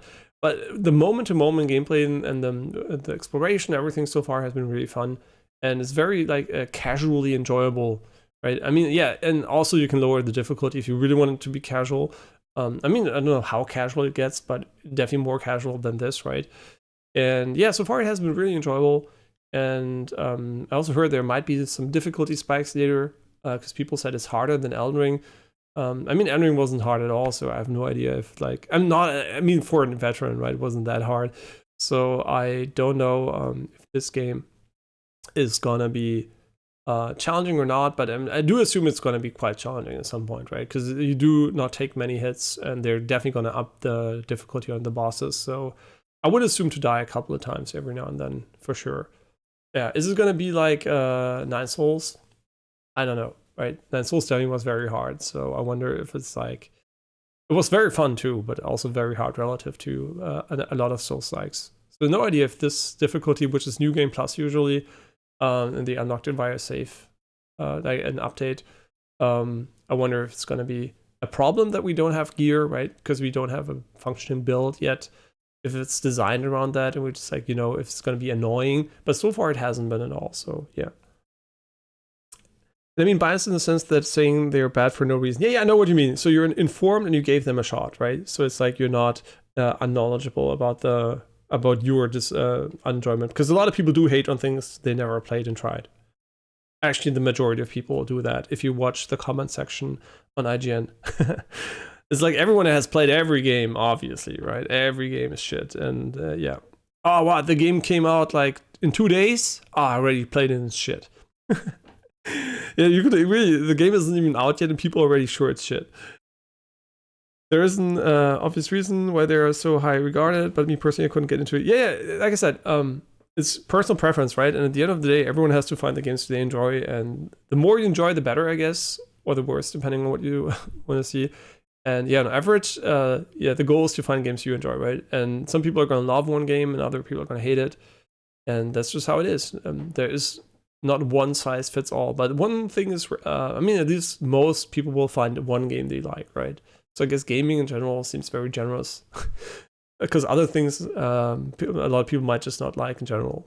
So there's not a lot of stuff as versatile as gaming, right? You might find a casual game like... Animal Crossing, or a hardcore game like quote unquote hardcore like Souls-likes or competitive games, or yeah, right. That's the broad thing. It's a broad medium, and there's something for everyone, almost everyone, I would assume. Even for my mother, who tried gaming for the first time when she was almost 70. So yeah, but yeah, thanks for watching. Thanks for the many comments, and Alzheimer's especially. And I'll see you guys tomorrow. Bye bye. Have a great rest of your day.